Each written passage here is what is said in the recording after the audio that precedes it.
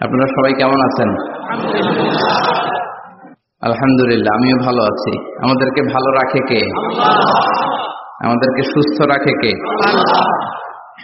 আবার আমাদেরকে অসুস্থ বানিয়ে পরীক্ষা করে কে? এজন্য সব সময় প্রশংসা করতে হবে কার? সব জায়গায় আল্লাহর প্রশংসা করতে রাজি আছেন? সব সময় আল্লাহর প্রশংসা করতে রাজি আছেন? আওয়াজ করে বলেন, সকালবেলা প্রশংসা করবেন কার? বিকেলবেলা? রাত্রিবেলা? শীতকালে? গ্রীষ্মকালে? ভোট দেওয়ার সময়? ভোট চুরি করার সময়?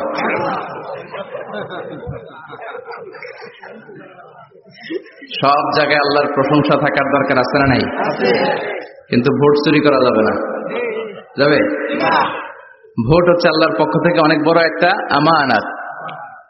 আর আমানতের ব্যাপারে in the day of judgment, কিয়ামতের কঠিন দিনে আপনাকে জিজ্ঞেস করবে কে? কুল্লুকুম রাঈন ওয়া কুল্লুকুম মাসউলুন আন রাইয়াতিহি। তোমরা প্রত্যেকে দায়িত্বশীল, আর তোমাদের প্রত্যেকের দায়িত্বের ব্যাপারে জিজ্ঞেস করা হবে। চিৎকার করে বলেন ঠিক কি না? এজন্য আমার ভোট আমি দেব, যাকে খুশি তাকে দেব এমনটা না, সৎ লোক দেখে দেব। ঠিক কি না? আমার ভোট আমি দেব, ইসলাম প্রিয় লোক দেখে দেব, যারা ইসলামের পক্ষে থাকে, যারা জনগণের বন্ধু, যারা দেশের টাকা বিদেশে পাচার করে না, যারা এক কলমের খোঁচা মেরে কোটি টাকা উধাও করে দেয় না, যারা আমরা বন্যায় কষ্ট পেলে আমাদেরকে দেখতে আসে, এরকম নেতার দরকার আছে না নাই? আবার নেতা ভুল করলেও নেতাকে শুধরে দিতে হয়। ঠিক কিনা? ইমাম সাহেব যদি মসজিদে নামাজ পড়াতে যে ভুল করে, পিছন থেকে শুধরে দিতে হয় না? ইমাম সাহেব নামাজ শুরু করেছেন, ওয়াদ-দুহা ওয়াল-লাইলি ইযা সাজা মা ওয়াদ্দাআকা রাব্বুকা ওয়া মা ক্বালা, এরপরে ভুলে গেছে, আর বের হয় না। এরকম হয় না? বিষ্ণু ঈসা ইসলামেরও হতো, সাহাবাদেরও হতো। ভুলে গিয়েছে, বের হয় না, তখন পেছন থেকে শুধরে দিতে হয়। তবে আগে সুযোগ দিবেন, তাকে আপনি চান্স দিবেন, তিনি আবার রিপিট করবে, রিপিট করে সূরাটাকে বের করে আনতে পারে কিনা ট্রাই করবে। 2-3 বার ট্রাই করার পরেও যদি না পারে, পিছন থেকে ঠিক করে দেওয়ার দরকার আছে না নাই? কিন্তু অনেকে আবার পিছনে উৎপেতে বসে থাকে যে ইমাম ভুল করে কোন জায়গায়। তারাবির নামাজে আমাদের দেশে এই ঝামেলা আছে না নাই? এক হাফেজ সাহেব নামাজ পড়ে, আর এক হাফেজ সাহেব পিছন থেকে কোথায় ভুল হয় একটু দেখি। এই নিয়তে যদি আপনি হেফজ করেন, আপনার দিনও শেষ, দুনিয়াও শেষ, আখিরাতটাও বরবাদ। জোরে বলেন ঠিক কিনা? ভুল হতেই পারে, মানুষ ভুলের ঊর্ধ্বে নয়। কুল্লুকুম খাত্তা, তোমরা সবাই ভুল করো। ওয়া খায়রুল খাত্তাইনা তাওয়াবুন, আর এই ভুলকারীদের মধ্যে আল্লাহর কাছে শ্রেষ্ঠ ভুলকারী যে লোক ভুল করার পরে তওবা করে। কার কাছে? আল্লাহর কাজই তওবা কবুল করা। গাফিরিজ যামবি ওয়া কাবিলিত তাওব। আমরা ভুল করব, শয়তান ওয়াসওয়াসা দিবে, আর আল্লাহ মাফ করবে। ঠিক কিনা? কি আল্লাহ আমরা পাইছি, উনি মাফ করার জন্য বসে থাকে 24/7, সপ্তাহের 7 দিন, মাসের 30 দিন, দিনের 24 ঘন্টা তিনি বসে থাকেন। কখন আমার বান্দা চোখের পানি ছেড়ে আমার কাছে ক্ষমা চায়, আর আমি আল্লাহ ক্ষমা করে দেব। শয়তান আল্লাহকে চ্যালেঞ্জ দিয়েছিল, আল্লাহ আপনি তো জান্নাতে ঢোকাতে পারবেন না, এতগুলো জান্নাত কেন বানালেন? জাহান্নাম আরো বেশি হলে ভালো হতো। আল্লাহ বললেন কেন? শয়তান বলে, আল্লাহ এই সবগুলার আমি ওয়াসওয়াসা দিয়ে, মুনাফিক বানিয়ে, নাস্তিক বানিয়ে জাহান্নামে ঢুকাবো। আমি চ্যালেঞ্জ দিলাম, ডান দিক থেকে ধোকা দেব, বা থেকে, সামনে থেকে, পেছন থেকে, নিচ থেকে, রগের শিরা উপশিরায় ঢুকে, মাজরাত দাম যেখান দিয়ে রক্ত চলাচল করে, ওখানে ঢুকেও আমি ধোকা দেব। তো আপনি জান্নাতে ঢুকাবেন কেমনে? আল্লাহ বললেন, তুমি আমারও চ্যালেঞ্জ দাও। এত বড় সাহস! আমি তো সব রাজার বড় রাজা, মহারাজা। চিৎকার করে বলেন ঠিক কিনা? মহারাজার সাথে চ্যালেঞ্জ দেয়া যায় না। তুমি আমাকে চ্যালেঞ্জ দাও, ওকে ডান, আই টেক ইউর চ্যালেঞ্জ। আমিও তোমার চ্যালেঞ্জ নিলাম। তুমি আজীবন ধোকা দিবা, আজীবন তুমি গুমরাহ করবা, বেনামাজি বানাবা, জালিম বানাবা।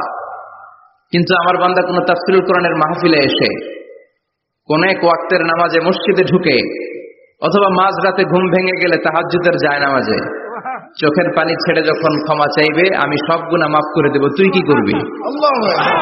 চিৎকার করে পড়েন আল্লাহু আকবার।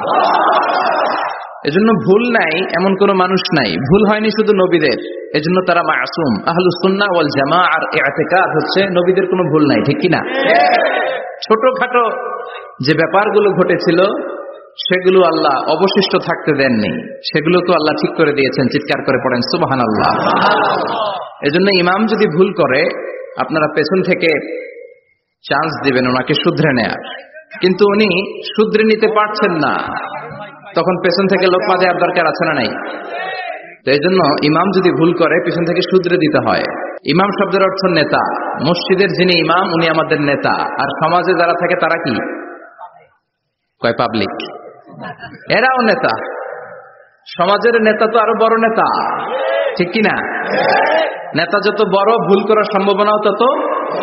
এজন্য মসজিদের নেতাকে যেমনি আমরা শুধরে দিয়েছি, সমাজের নেতারাও ভুল করলে শুধরে দিতে হবে। চিল্লায় বলেন ঠিক কিনা? এজন্য আপনার এই আমানত যে কোনো জায়গায় ব্যবহার করা যাবে না, যাকে মন চায় তাকে ভোট দেওয়া যাবে না। ভালো লোক দেখে, আমরা বিএনপি বুঝি না, আওয়ামী লীগ বুঝি না, জাতীয় পার্টি বুঝি না, জামাত ইসলাম বুঝি না, ঐক্যফ্রন্ট বুঝি না, কিচ্ছু বুঝি না। আমরা সাধারণ মানুষ বুঝি, যারা ইসলাম প্রিয়, যারা কোরআন প্রিয়, যারা আল্লাহকে ভালোবাসে, যারা জনগণের সুখে দুঃখে থাকে, তাদেরকে আমরা ভোট দিয়ে জয়যুক্ত করব। চিৎকার করে বলেন ঠিক কিনা? আল্লাহ আমাদেরকে সহি সমঝ দান করুক, আমরা পড়ি আমিন। আসুন আমরা ফরমালি আজকের এই বিশাল প্রোগ্রাম থেকে আল্লাহকে অফিসিয়ালি একটা থ্যাঙ্কস জানাই, ধন্যবাদ জানাই যে আল্লাহ তাআলা এত রাতেও এই চমৎকার পরিবেশে বসবার তৌফিক এনায়েত করে দিয়েছেন। নির্বাচনের কারণে এত বড় গ্যাদারিং করা যায় না, আসলে এটা বাস্তবতা। কোত্থেকে কি হয়ে যায়, এজন্য অনেক জায়গায় অনুমতিও দিতে চায় না। আবার অনেক জায়গার জনপ্রতিনিধিদের আবার অ্যালার্জি আছে, এরা মাহফিলের নাম শুনলেই অ্যালার্জি শুরু হয়ে যায়, আছে না নাই? এই এলাকার জনপ্রতিনিধি খুব ভালো, ইসলাম প্রিয়, এত বড় গ্যাদারিং কিন্তু কোনো বাদ সাধেনি, তার মানে এরা ইসলামের পক্ষে, ঠিক কিনা? যারা ইসলামের পক্ষে তাদের জন্য আমাদের অন্তর থেকে দোয়া আছে না নাই? আর যারাই ইসলামের বিপক্ষে, whoever you are, I don't care, তুমি যেই হও না কেন, তুমি যদি ইসলামের বিপক্ষে যাও, তোমার জন্য আমার অন্তরে এক ফোঁটা দরদ নাই। এজন্য যারা এই প্রোগ্রামের অনুমতি দিয়েছেন তাদেরকে শুকরিয়া জানাই। পুলিশ প্রশাসনের ভাইরা অনেক সময় এসে থাকেন, তাদেরকেও শুকরিয়া জানাই। মিডিয়া কর্মী তো আজকে অনেক চলে আসছে, আমাদেরকে এখন কথা বলতে গেলে অনেক মাপজোক করে কথা বলতে হয়। এজন্য মিডিয়াটাকে আমাদের ভালোভাবে কাজে লাগাতে হবে। সম্মানিত ভাইরা, আসুন আমরা অফিসিয়ালি আল্লাহকে একটা থ্যাঙ্কস দেই যে আল্লাহ তাআলা আমাদেরকে এখানে আসার বসার, মহাবিশ্বয় মহাগ্রন্থ আল কোরআন থেকে কথা শুনবার তৌফিক এনায়েত করলেন। আমরা হৃদয় নিংড়ানো মনের সবটুকুন ভালোবাসাকে উজাড় করে দিয়ে, সিংহ শার্দুলের মতো গর্জন করে, আকাশ বাতাস প্রকম্পিত করে, মন প্রাণ বুক মুখ একসাথে করে, দেহের সবটুকুন শক্তি গলার মাঝ বরাবর এনে চিৎকার করে পড়ি রাসূলের শেখানো শুকরিয়া বাণী কালিমাতুশ শুকর, আলহামদুলিল্লাহ। সবাই পড়েন রব্বানা লাকাল হামদ হামদান কাসীরান তাইয়িবান মুবারাকান ফীহি ইয়া রাব্বি লাকাল হামদু কামা ইয়ানবাগি লিজালালি ওয়াজহিকা ওয়া আযীমি সুলতানিকা লাকাল হামদু বিল ঈমান লাকাল হামদু বিল ইসলাম লাকাল হামদু বিল কুরআন। আমরা প্রশংসা করলাম কার? আল্লাহর প্রশংসা করতে ভালো লাগে? যে বান্দা প্রশংসা করে বেশি বেশি, আল্লাহ তার উপর খুশি হয়ে যায়। বান্দা যখন কিছু খায়, খেয়ে বলে আলহামদুলিল্লাহ, আল্লাহ তার উপর খুশি হয়ে যায়। বান্দা যখন কিছু পায়, পেয়ে যদি বলে আলহামদুলিল্লাহ, আল্লাহ নেয়ামতের বাড়িধারা তার উপর আরো বাড়িয়ে দেয়। লা ইন শাকারতুম লা আযীদান্নাকুম ওয়া লা ইন কাফারতুম ইন্না আযাবী লাশাদীদ। নেয়ামতের শুকরিয়া করলে আরো বাড়িয়ে দেব। আমার খাজানা, আমার ধন ভান্ডার যে কত বিশাল, তোমাদের কোনো ধারণাই নেই। আল্লাহু আকবার। হাদিসে কুদসিতে আল্লাহ বলেন, ইয়া ইবাদি, হে গোলামেরা, লাউ আন্না আউওয়ালাকুম ওয়া আখিরাকুম ওয়া ইনসাকুম ওয়া জিন্নাকুম কামু আলা সাঈদিন ওয়াহিদ। পৃথিবীর সব মানুষগুলো, সাইয়েদনা আদম থেকে শুরু করে কিয়ামত পর্যন্ত যারা আসবে, সবাই যদি একটা বিশাল ময়দানের উপর দাঁড়িয়ে তাদের মনের যত চাহিদা আকুতি আছে সবকিছু আমার কাছে বলে। তারা যা চায় সবই যদি আমি দিয়ে দেই, প্রত্যেকের যত চাওয়া পাওয়া আছে সবও যদি আমি পূরণ করে দেই, আমার খাজিনা, আমার ধনভাণ্ডারের 1 ইঞ্চিও কমবে না। কত বড় ধনভাণ্ডারের তিনি মালিক, আল্লাহু আকবার। এজন্য বিপদে পড়লে চাইবো কার কাছে? বন্ধুর কাছে বিপদ শেয়ার করার আগে, ফেসবুকে শেয়ার দেওয়ার আগে শেয়ার দিব কার কাছে? কথা কি বুঝেন? প্রথমে শেয়ার চলবে কোথায়? আল্লাহর কাছে শেয়ার করব। বিশাল ধনভাণ্ডারের মালিক আমার সব সমস্যার সমাধান করে দিলেও তার ধনভাণ্ডারের কোনো কমতি হবে না, ঠিক কি না?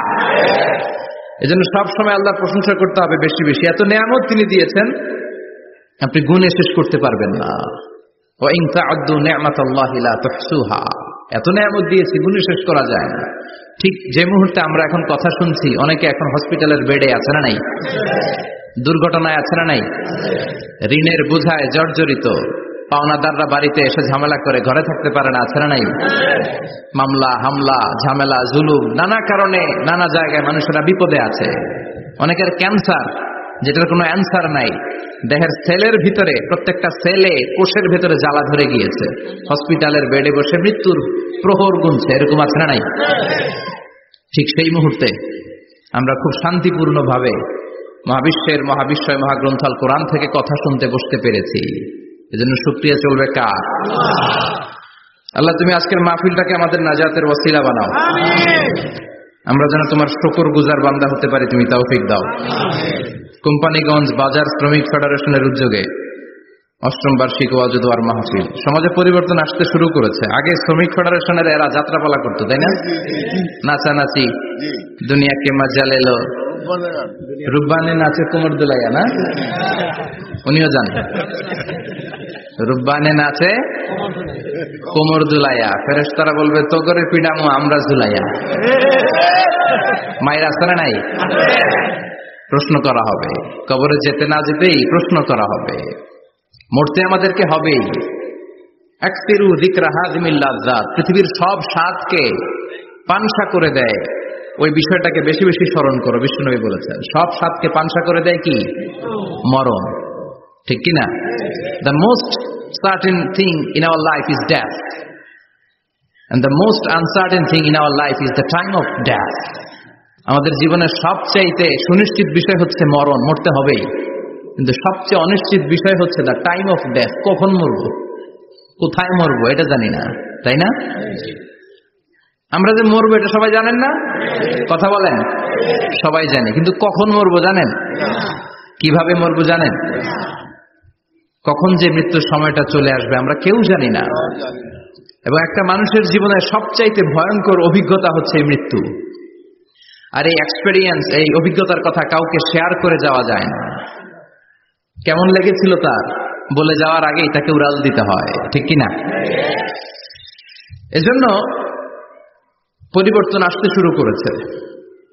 বাজার শ্রমিক ফেডারেশনের ভাইয়ের আজকের এই চমৎকার প্রোগ্রামের অ্যারেঞ্জ করেছে। আমি আন্তরিক শুভেচ্ছা এবং মোবারকবাদ তাদেরকে জানাই। কোম্পানিগঞ্জ হাই স্কুল প্রাঙ্গণ, আলহামদুলিল্লাহ। আজকে সভাপতি জনাব হাজী মোহাম্মদ কামাল উদ্দিন সাহেব, চেয়ারম্যান 15 নং নবীপুর। সহসভাপতি হচ্ছে জনাব হাজী মোহাম্মদ জয়দুল হোসেন ভুঁইয়া সাহেব, আপনি, মাশাআল্লাহ। তারপর প্রধান অতিথি হচ্ছে জনাব আলহাজ মোহাম্মদ ইউসুফ আব্দুল্লাহ হারুন সাহেব, আল্লাহ কবুল করুক। যারা আসছে, যারা আসবে, আল্লাহ সবাইকে কবুল করুক। মাইকের আওয়াজ যে বোনেরা শুনছে, আল্লাহ তাদেরকেও কবুল করুক। সম্মানিত ভাইরা, আমি আপনাদের খেদমতে আল কোরআন আল কারীম থেকে ছোট্ট একটা আয়াত তেলাওয়াত করেছি। এই আয়াতের আলোকে কিছু কথা আপনাদের সামনে উপস্থাপন করার চেষ্টা করব ইনশাআল্লাহ। সবাই পড়েন ইনশাআল্লাহ। রব্বুল আলামিন ইরশাদ করছেন, ওয়ামা আরসালনাকা ইল্লা রাহমাতাল লিল আলামিন। মুখস্থ আছে না সবার? পড়েন, ওয়ামা আরসালনাকা ইল্লা রাহমাতাল লিল আলামিন। সূরাতুল আম্বিয়ার ছোট্ট একটা আয়াত, যে সূরাটা আল্লাহ তাআলা নবীদের জন্য ডেডিকেট করেছেন। এখানে আল্লাহ বলছেন, ওমা আরসালনাকা ইল্লা রাহমাতাল লিল আলামিন, I have sent you as a mercy, as a rahmah, as a barakah, as a blessing for the whole world, for the entire world. ও নবী, আপনি গোটা বিশ্বের জন্য রহমত। শুধু মানব গোষ্ঠীর জন্য না, শুধু দানব গোষ্ঠীর জন্য না, জিনদের জন্য না, প্রাণীকুলদের জন্য না, শুধু ফেরেশতাদের জন্য না, গোটা বিশ্বের জন্য বিশ্বনবীকে রহমত বানিয়ে পাঠিয়েছে কে? সবার জন্য রহমত। খোশ মেজাজের মানুষ ছিলেন, নরম দিলের মানুষ ছিলেন। ফাবিমা রাহমাতিন মিনাল্লাহি লিনতা লাহুম ওয়ালাউ কুনতা ফাদ্দান গালিযাল কলবি লানফাদ্দু মিন হাওলিক। আল্লাহ বললেন, ও নবী, আপনার হৃদয়টা বড় নরম, সফট হার্টেড মানুষ আপনি, কোমল হৃদয়ের মানুষ আপনি, খোশ মেজাজের মানুষ। বিশ্বনবী এত খোশ মেজাজের মানুষ ছিলেন, বিশ্বনবী যেখানেই যেতেন ওখানে মানুষের ভিড় হয়ে যেত। যেখানেই যেতেন পিছু পিছু লোকজন ছুটতো, কারণ খোশ মেজাজের তো, সফট হার্টেড, হৃদয়টা কোমল, ওনার সাথে কথাই বলতে মনে চায়, টাইম পাস করতে মনে চায়। আল্লাহু আকবার।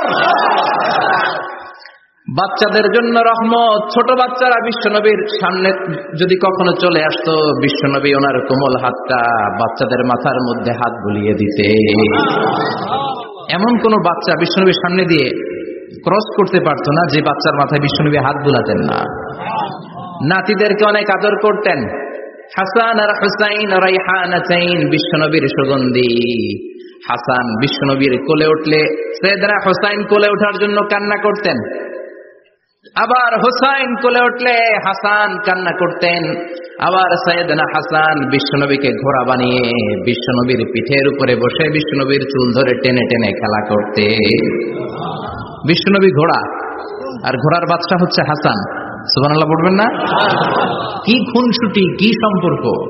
স্ত্রীদের সাথে ভালো আচরণ, কম্প্যানিয়ন্স যারা আছে সাথীদের সাথে ভালো আচরণ, সবার সাথে ভালো আচরণ, সবার জন্য রহমত। এজন্য আল্লাহ বললেন, ওয়ামা আরসালনাকা ইল্লা রাহমাতাল লিল আলামিন। I have sent you as a mercy for the entire universe. ও নবী, আপনি সবার জন্য রহমত, আপনি সবার জন্য কল্যাণ।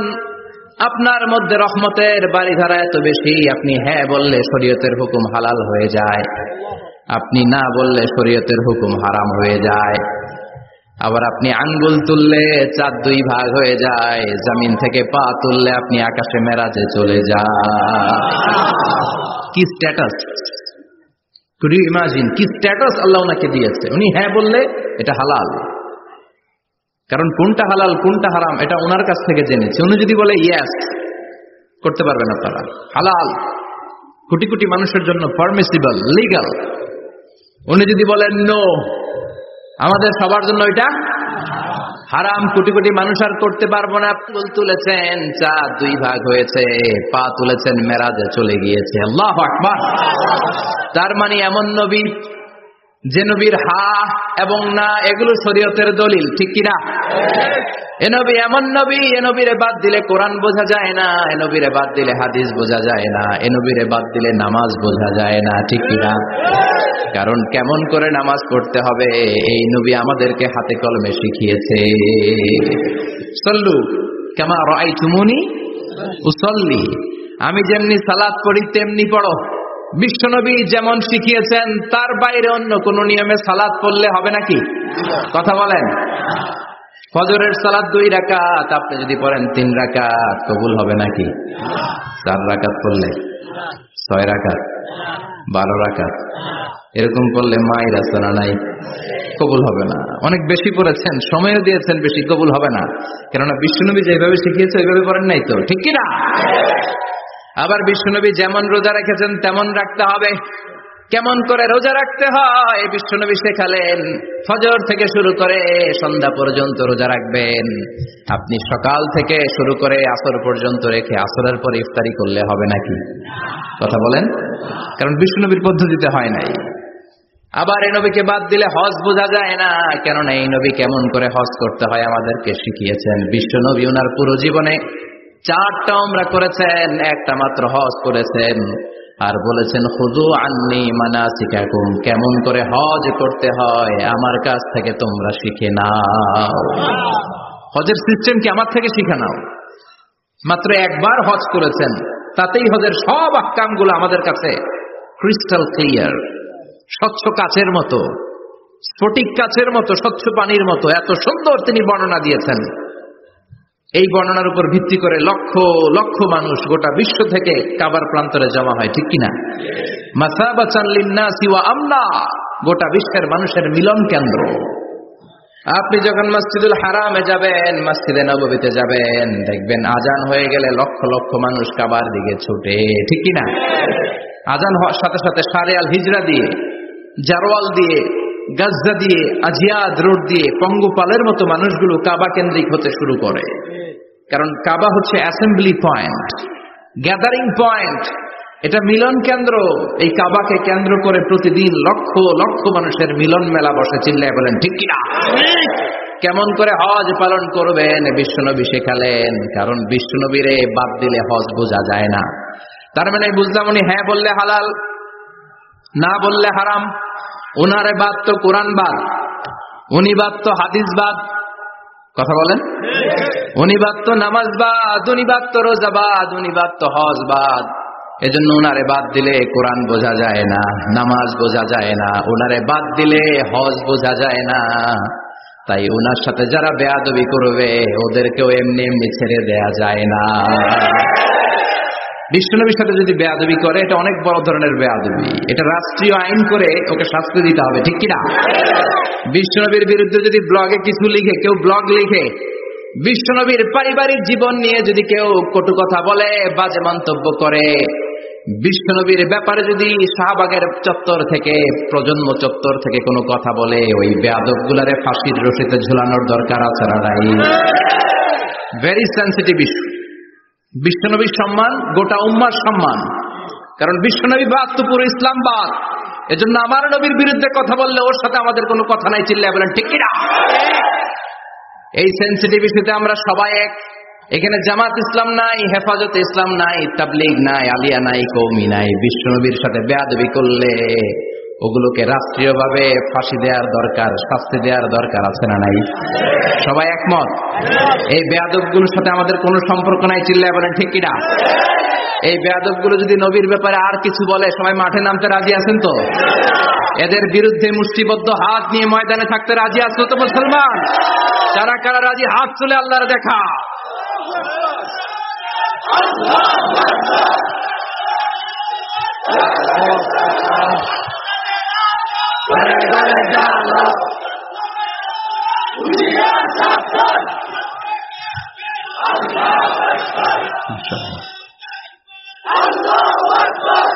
আল্লাহ তুমি কবুল করো। বিশ্বনবীর ভালোবাসা যেন আমরা অন্তরে রাখতে পারি, তুমি তৌফিক দাও। বিশ্বনবীর অনুসরণ এবং ভালোবাসা ছাড়া আল্লাহকে পাওয়া যাবে? আল্লাহকে যে পাইতে চায় হাজরাতের অনুসরণে, আরশ কুরসি লৌহ কালাম না চাইতে পেয়েছে সে। হাজরাতের অনুসরণে আরশ কুরসি লৌহ কালাম না চাইতে পেয়েছে সে। সুবহানাল্লাহ পড়েন। এজন্য আল্লাহ বললেন, নবী আপনাকে আমি গোটা বিশ্বের মানুষের জন্য রহমত করে পাঠালাম, আবার আপনার চরিত্রটা গোটা বিশ্বের মানুষের জন্য আমি মডেল করে দিলাম। আল্লাহু আকবার। ওয়া ইন্নাকা লাআলা খুলুকিন আযীম। ও নবী, চমৎকার একটা চরিত্রের উপরে আমি আপনাকে প্রতিষ্ঠিত রেখেছি। And verily you are on a very good standard of character. ও নবী, আপনার চরিত্রটা বড় সুন্দর। আপনার চরিত্রের মতো গোটা বিশ্বের কারো চরিত্র হতে পারে? পা থেকে মাথা পর্যন্ত বিশ্বনবীর চরিত্রে একটা কালো দাগ বসানোর মতো ক্ষমতা কারো আছে নাকি? কারণ বিশ্বনবীর চরিত্র হলো কোরআনের চরিত্র। মা আয়েশাকে বলা হলো, মা আমাদের পেয়ারা নবীর চরিত্র কেমন ছিল আমাদেরকে বলে শোনান। মা আয়েশা বললেন, ও সাহাবীরা, বিশ্বনবীর চরিত্র ছিল কোরআনের চরিত্র। কানা খুলুকুহু আল কোরআন। বিশ্বনবীর চরিত্র ছিল কোরআনের চরিত্র। পুরো কোরআনে 30 পারাতে থিওরিটিক্যালি যা বলে শোনানো হয়েছে, বিশ্বনবীর জীবনীতে চরিত্রে প্র্যাকটিক্যালি ওই সব কিছু করে দেখানো হয়েছে। পুরো কোরআনে 30 পারাতে থিওরিটিক্যালি যা বলা, বিশ্বনবীর চরিত্রে প্র্যাকটিক্যালি সেটা করে দেখানো। সুবহানাল্লাহ, বাড়িতে বলেন। আবার বিশ্বনবীর আরেক স্ত্রী উম্মে সালামা বলতেন, ইনদামা ইয়ামশি রাসূলুল্লাহি আলাল আরদি কাআন্নাল কুরআনা ইয়ামশি আলাইহি, যখন বিশ্বনবী রাস্তার উপর দিয়ে হেঁটে যেত মনে হয় কোরআন শরীফটা রাস্তার উপর দিয়ে হেঁটে হেঁটে যায়। কোরআনুল কারীম রাস্তা দিয়ে হেঁটে হেঁটে যাচ্ছে, মনে হচ্ছে যে এটা বিশ্বনবী না, এটা জীবন্ত কোরআন। পড়েন আল্লাহু আকবার। এজন্য এই নবীকে আল্লাহ এমন স্ট্যাটাস দিয়েছেন, পৃথিবীর কোন নবীকে তেমন স্ট্যাটাস দিয়েছে নাকি? এই নবীকে আল্লাহ এমন মর্যাদা দিয়েছে, গোটা বিশ্বের কাউকে এমন মর্যাদা দিয়েছে নাকি? এমন কিছু গুণাবলী, ক্যারেক্টারিস্টিক্স আল্লাহ বিশ্ব নবীকে দিয়েছে, পৃথিবীর কোন নবীকে সেগুলো দেয় নাই। সুবহানাল্লাহ। খুশি না বেজার? খুশি তো সবাই। কি দিয়েছেন, কি স্পেশাল এক্সট্রা স্ট্যাটাস আল্লাহ তাআলা বিশ্ব নবীকে দিয়েছেন আমরা শুনি। এক নাম্বার স্ট্যাটাস হলো সাহিবু শাক্কি সাদর। বিশ্ব নবীর সিনা চাক হয়েছে, পৃথিবীর কোন নবীর সেটা হয় নাই। সুবহানাল্লাহ। দুইবার হয়েছে এটা বিশ্ব নবীর জীবনে। হালিমাতুস সাদিয়ার বাড়িতে যখন দুধ পান করতে গিয়েছিল তখন হয়েছিল, আবার মেরাজের রাতে হয়েছিল।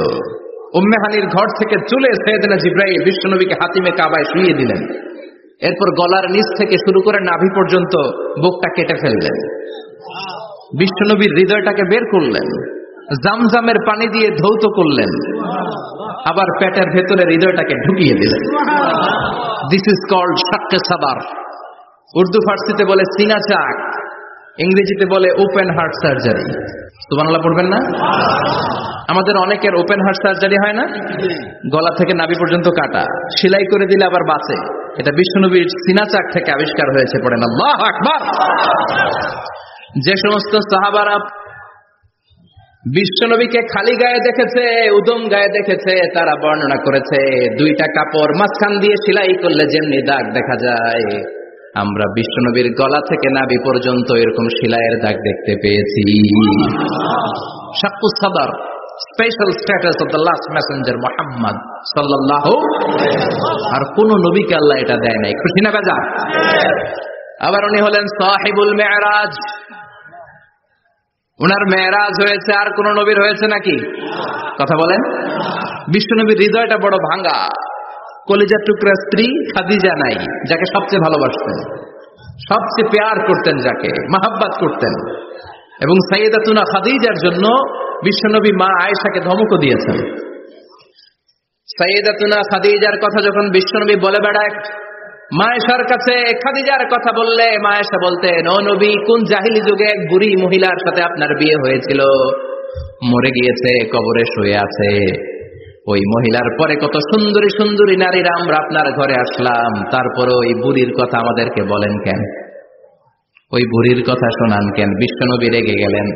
সাইয়েদাতুনা খাদিজাকে বুড়ি বলার কারণে বিশ্বনবী মা আয়েশার চোয়ালটা এইভাবে চেপে ধরেছে। কোনদিন স্ত্রীর গায়ে হাত তোলেননি, শুধু এই একবার খাদিজাকে বুড়ি বলার কারণে মা আয়েশার থুতনি চেপে ধরেছিলেন। আল্লাহু আকবার। আবার বিশ্বনবী বলতেন, রুজিকতু হুব্বাহা, খাদিজার ভালোবাসা আল্লাহ আমার হৃদয়ে ঢুকিয়ে দিয়েছে। আবার বিশ্বনবী দোয়া করলে বলতেন, ও আল্লাহ, ওই কিয়ামতের ময়দানে যেদিন বন্ধু বন্ধুরে চিনবে না, বাবা ছেলেরে চিনবে না, মা তার মেয়েরে চিনবে না, পীর সাহেব মুরিদরে চিনবে না, মুরিদ পীর সাহেবরে চিনবে না, ওই কঠিন দিনে যেন আমি আমার কলিজার টুকরা খাদিজারে ভুলে না যাই। ওই কঠিন দিনে আমি যেন আমার খাদিজারে চিনতে পারি। সুবহানাল্লাহ। তার মানে ভালোবাসা বেশি না কম? সাইয়েদাতুনা খাদিজা ইন্তেকাল করলেন, জাবালে হাজুনের পাশে ওনার কবর। যারা হজ উমরা করতে গিয়েছেন দেখেছেন না, মক্কায় একটা কবর আছে, এটা মাকবারাতুল মাআলা। মাআলা, কিন্তু এটারে বাংলাদেশিরা বলে জান্নাতুল মুআল্লা। কি বলে? এটাতে জান্নাতুল মুআল্লা বলবেন না, কারণ এই কবরস্থানে অনেক কাফির মুশরিকেরও কবর আছে, তো ওদের কবরস্থান কি জান্নাত হতে পারে? এটাকে মাকবারা বলবেন। মাকবারা মাআলা বা মুআল্লা, আর মদিনায় হচ্ছে মাকবারাতুল বাকিয়া। মুআল্লা কবরস্থান মক্কায়, আর বাকি কবরস্থান মদিনায়। এর পাশে বিশাল এক পাহাড়, হেরেম শরীফ থেকে দেখা যায় জাবালে হাজুন, এর পাদদেশে বিশ্বনবী নিজ হাতে সাইয়েদাতুনা খাদিজাকে কবর দিয়েছেন। কবর দিয়ে সবাই চলে যায়, বিশ্বনবী যায় না। দাঁড়িয়ে দাঁড়িয়ে কাঁদতে লাগলেন। সাইয়েদনা আবু বকর বলে, নবী চলেন ঘরে ফিরে যাই। বিশ্বনবী বললেন, তুমি যাও, আমি যাব না। যেই মহিলাটাকে এইমাত্র কবর দিলাম সাধারণ মহিলা না, আমার বিপদের দিনের সঙ্গিনী খাদিজা। আজীবন আমাকে ছাতার মতো শেল্টার দিয়েছে, সমস্ত সম্পদ আমার পায়ের সামনে বিছিয়ে দিয়েছে রে আবু বকর। তোমার মনে চায় ঘরে ফিরে যাও, আমি দাঁড়িয়ে থাকবো। এখনই খাদিজার কবরের 3টা প্রশ্ন করা হবে। আমি খাদিজার পক্ষ থেকে 3টা প্রশ্নের জবাব দিয়ে তারপরে ঘরে ফিরে যাবো রে আবু বকর। সাইয়েদনা জিবরাইল এসে বললেন, ইয়া রাসূলুল্লাহ, ইয়া হাবিবাল্লাহ, দাঁড়িয়ে থাকার দরকার নাই, আবু বকরের সাথে চলে যান। রব্বুল আলামিন বলেছেন, ওই কবরের 3টা প্রশ্নের জবাব দিতে যদি খাদিজার সমস্যা হয়, আরশের উপর থেকে 3টা কবরের প্রশ্নের জবাব আল্লাহ নিজেই দিয়ে দিবে। কি প্যার করতেন বিশ্বনবীকে। সাইয়েদাতুনা খাদিজা ইন্তেকাল করলেন, চাচা আবু তালেব ইন্তেকাল করল। দাওয়াত দেওয়ার জন্য বিশ্বনবী ওই তায়েফের ময়দানে গেলেন। তায়েফের ছেলেরাও পাথর মেরে বিশ্বনবীর দেহটারে ঝাঁঝরা করে দিল। বলেন ঠিক কিনা? খেয়ে না খেয়ে দিন প্রচারের কাজে নিজেকে দিয়েছ বিলিয়ে, তায়েফের কাফিরেরা চিনল না সে আলো, দুষ্ট ছেলেদের পিছু দিল লেলিয়ে। পাথরের আঘাতে ক্ষত বিক্ষত হয়ে সারা শরীর থেকে রক্ত ঝরে। হে রাসূল তোমাকে ভুলি আমি কেমন করে, হে রাসূল তোমাকে ভুলি আমি কেমন করে। ঠিক কিনা? খাদিজা নাই, আবু তালেব নাই, তায়েফে যে মার খেয়ে আসলেন, অন্তরটা একেবারে ভাঙা, আর মন বসে না, কিচ্ছু ভাল লাগে না। বিশ্বনবীর মনের ভেতরে হাহাকার। বিশ্বনবীর মনে হলো, ডানে বায়ে দুনিয়ায় আমার মনে হয় কেউ নাই। বিশ্বনবী দুনিয়ায় বসে কষ্ট পায়, আরশের উপর থেকে এগুলো দেখে কে? আল্লাহ প্ল্যান করছেন কেমন করে আমার বন্ধুর মনটারে ভালো করা যায়। বিশ্বনবীকে স্পেশাল সারপ্রাইজ দেওয়ার জন্য আল্লাহ প্ল্যান করলেন। জিব্রাইল ডেকে বললেন, ও জিব্রাইল, আমার পেয়ারা নবীকে স্পেশাল সারপ্রাইজ দিব, কিন্তু এই সারপ্রাইজের গিফটটা তোমার হাত দিয়ে আমি দিতে চাই না, তুমি দিয়ে আসলে হবে না। আমার পেয়ারা নবীকে দুনিয়া থেকে টান দিয়ে আমার আরশের উপরে নিয়ে আসো। সাহিবুল মেরাজ, যেই নবীর মেরাজ হয়েছে আর কোন নবীর হয় নাই। এই মেরাজ করতে যে কত কাণ্ড, কত প্ল্যান প্রোগ্রাম আল্লাহর। টাইমের স্পিডকে আল্লাহ থামিয়ে দিলেন। মক্কা থেকে উঠিয়ে বিশ্বনবীকে এক মরুভূমিতে রাখা হলো রাতে। বললেন দোয়া করেন। দোয়া করে বিশ্বনবী বললেন, ভাই জিবরাইল, এটা কোন জায়গা, কোথায় দোয়া করবো? সাইয়েদনা জিবরাইল বলেন, নবী কিছুদিন পরে এই জায়গায় আপনি হিজরত করে আসবেন, এই জায়গার নাম ইয়াসরিব, মদিনা। দোয়া করলেন। আবার সেখান থেকে তুলে এক পাহাড়ে রাখা হলো। নবী দোয়া করেন। দোয়া করে নবী বললেন, এটা কোন পাহাড়? অন্ধকার, আমি তো কিছু চিনি না। সাইয়েদনা জিবরাইল বললেন, নবী এটা সাধারণ পাহাড় নয়, এই পাহাড়ের কথা আল্লাহ কোরআনে বলেছেন, এই পাহাড়ের কসম আল্লাহ কোরআনে খেয়েছেন। এই পাহাড়টা হলো আপনার ভাই মুসার পাহাড়, তুর পাহাড়। তুর পাহাড়ে তিনি দোয়া করলেন। কত কিছু করে বিশ্বনবীকে আল্লাহর আরশে নিয়ে যাওয়া হলো। সাহিবুল মেরাজ। বিশ্বনবী ছাড়া আর কোন নবীর কি এরকম মেরাজ হয়েছে? সবাই বলেন হয়েছে। এরপর উনি হলেন সাহিবুস শাফা, শাফাতের মালিক। বিশ্বনবী ছাড়া কিয়ামতের ময়দানে কেউ আমাদের জন্য সুপারিশ করতে পারবে? পাগল হয়ে যাব আমরা। সূর্যটা মাথার কাছে, ক্ষুধায় তৃষ্ণায় জিহ্বাটা কুকুরের মতো বের হয়ে ঝুলতে থাকবে। মাথার মগজগুলো গলে গলে নাকের ছিদ্র দিয়ে কানের ছিদ্র দিয়ে বেয়ে বেয়ে পড়তে থাকবে। বাবা ছেলের দেখলে দিবে দৌড়, বলবে চিনি না, ইয়া নাফসি আল্লাহ আমারে বাঁচাও। ঠিক কিনা? পীর সাহেব মুরিদ রে বলবে চিনি না, মুরিদ পীর সাহেব রে বলবে চিনি না, ভাই ভাইরে চিনবে না। সব নবী আর সব উম্মতের একটাই জিকির, ইয়া নাফসি ইয়া নাফসি। নবীও জিকির করে ইয়া নাফসি, উম্মতও জিকির করে। সবাই সাইয়েদনা আদম রে ধরবে, সাইয়েদনা আদম বলবে আমি পারবো না। নূহের কাছে যাও, সাইয়েদনা নূহ বলবে পারবো না। ইব্রাহিমের কাছে যাও, সাইয়েদনা ইব্রাহিম বলবে পারবো না। মুসা আলাইহিস সালামের কাছে যাও, মুসা আলাইহিস সালাম বলবেন পারবো না। ঈসা আলাইহিস সালামের কাছে যাও, সাইয়েদনা ঈসা আলাইহিস সালাম বলে এত জায়গায় ঘুরে লাভ নাই, জায়গা মতো যাও মিয়া, জায়গা মতো যাও। মাকামে মাহমুদে বিশ্বনবীকে সেজদায় পড়ে থাকতে দেখবা। ওই নবী ছাড়া আজকের এই ভয়ঙ্কর আমাদের সবার বিপদের দিন। এই বিপদের দিনে আল্লাহর সামনে দাঁড়িয়ে কথা বলার মতো সাহস আজকে কারো নাই। বিশ্বনবী কাঁদতে থাকবেন, সিজদায় পড়ে কাঁদবেন। সবার জিকির ইয়া নফসি ইয়া নফসি, বিশ্বনবীর জিকির ইয়া উম্মতি। কাঁদতে কাঁদতে নবী আমার বেহুশ, সবাই বিশ্বনবীর চারদিকে দাঁড়িয়ে থাকবে গোল হয়ে। আমার নবী মাকামে মাহমুদে সিজদায় পড়ে থাকবে। বিশ্বনবীর কান্না দেখে আল্লাহর সহ্য হবে না। আল্লাহ বলবে, না নবী ইরফা রাসাক, মাথা ওঠান, আর সইতে পারি না, সাল তুতা, এবার চান, কি লাগবে আপনার সব দেব। ওয়াশফা তুশাফা, যার জন্য সুপারিশ করবেন তাকেই জান্নাত দিয়ে দেব। বিশ্বনবী বলেন, লিকুল্লি নবীন দাওয়া মুস্তাজাবা, সব নবীর দুনিয়াতে একটা স্পেশাল দোয়া ছিল, এটাকে বলে দাওয়া মুস্তাজাবা। এই দোয়াটা করলেই কবুল করে নিয়েছে কে? সব নবীর ওই দোয়াটা দুনিয়াতেই করেছেন, শুধুমাত্র কেবলমাত্র বিশ্বনবী তার স্পেশাল দোয়াটা আজ পর্যন্ত এখন পর্যন্ত করে নাই।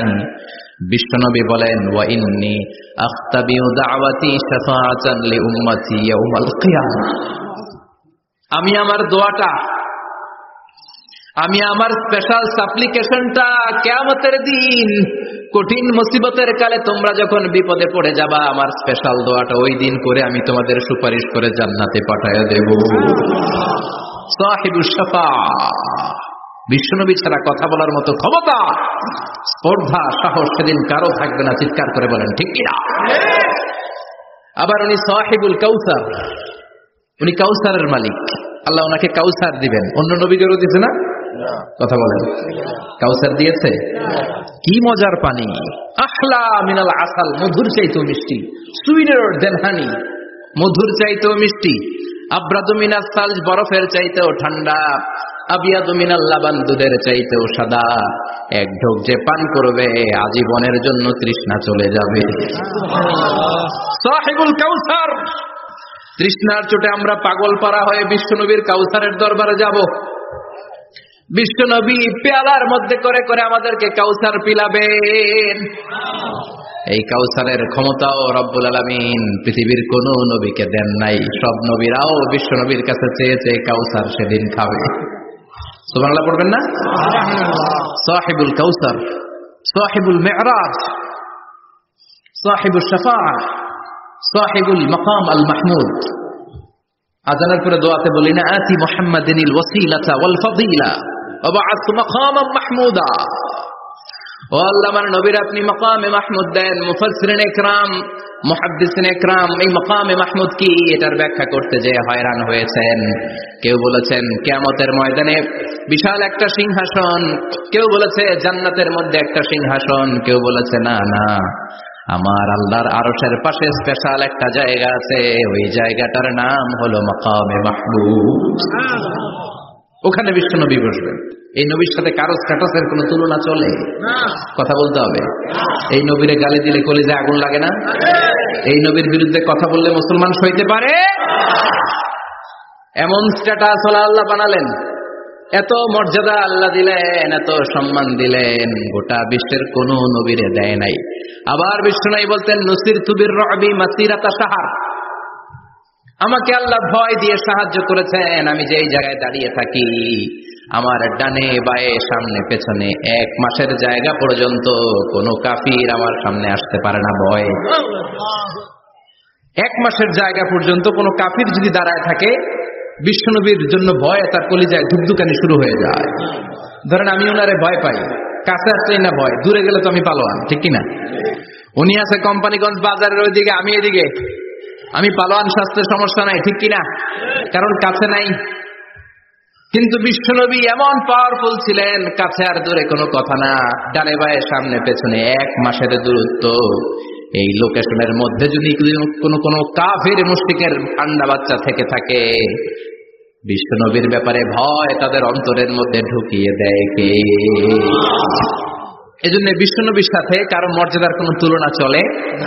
বিশ্বনবী আমাদের মডেল। আমাদের মডেল কে? কথা বলেন, সবাই বলেন। আপনাদের মনোযোগ আছে না গেছে? জিমাই পড়তেছেন মনে হয়। এটা কিন্তু ক্লাস। আমি সবসময় বলি আমার আলোচনা ক্লাসের মতো মনে করবেন, because I consider all the sitting person in front of me, beside me as a student. আমি যখন কথা বলি সবাইকে আমি স্টুডেন্ট ভাবি, আমাকে শিক্ষক ভাবি। আমার আগে যিনি কথা বলেছেন তখন উনি ছিলেন আমাদের শিক্ষক, আমার পরে কেউ বললে উনি শিক্ষক, আমরা ছাত্র, ঠিক কিনা? কোরআনের ছাত্র হয়ে বাঁচলেও লাভ, মরলেও লাভ, ঠিক কিনা? হাতি মরলেও লাখ টাকা, ঠিক কিনা? কোরআনের স্টুডেন্ট বাঁচলেও লাভ, কোরআনের ছাত্র হয়ে মরলেও। এজন্য শেষ পর্যন্ত মনোযোগের সাথে কথাগুলো শুনতে হবে জীবন পরিবর্তন করার জন্য। রাজি আছেন তো? ঘুমে ধরে নাই তো? কষ্ট হলে আমাকে জানাবেন, কষ্ট হচ্ছে না তো? তাকবীর পড়েন, লিল্লাহে তাকবীর, লিল্লাহে তাকবীর। বিশ্বনবী আমাদের মডেল, ঠিক কিনা? সবাই একমত? দ্বিমত নাই কেউ? অন্য কেউ আমাদের মডেল নাই? শাহরুখ খান, আমির খান, সালমান খান, হিরো আলম। ব্যাপার কি? হিরো আলমের কথা শুনে এত হাসি কেন? মডেল না সে? কেউ আমাদের মডেল না। আমাদের মডেল হচ্ছে বিশ্বনবী, ঠিক কিনা? এজন্য আসুন বিশ্বনবীর জীবনী থেকে কিছু মেসেজ আমরা নেই, কিছু শিক্ষা আমরা নেই, যাতে করে জীবনটাকে এনলাইটেন করা যায়, আলোকিত করা যায়। আমরা এই মাহফিলগুলোতে এসেছি আলোকিত হতে, নাকি? আলোকিত মানুষ হয়ে ফিরে যাব। এসে কিছু স্লোগান দিব, হুজুরের চেহারা দেখবো, হুজুরের সাথে মুসাফা করার জন্য, নো নো ওয়ে, এগুলোর জন্য মাহফিল নয়। Consider this program as a class, as a seminar. স্পিকাররা আসবে, কোরআন সুন্নাহর আলোকে কথা বলবে, এগুলো আমরা শুনবো, নোট ডাউন করব, মানার চেষ্টা করব, ঠিক কিনা? মানতে রাজি আছেন তো? সবাই রাজি? সবাই? আল্লাহ তুমি কবুল কর। আজকে বিশ্বনবীর জীবনী থেকে 3টা কথা শুনবো। এই 3টা কথা শুনে মানার চেষ্টা করব, তারপর আমরা একসাথে বিদায় নিব। পড়েন ইনশাআল্লাহ।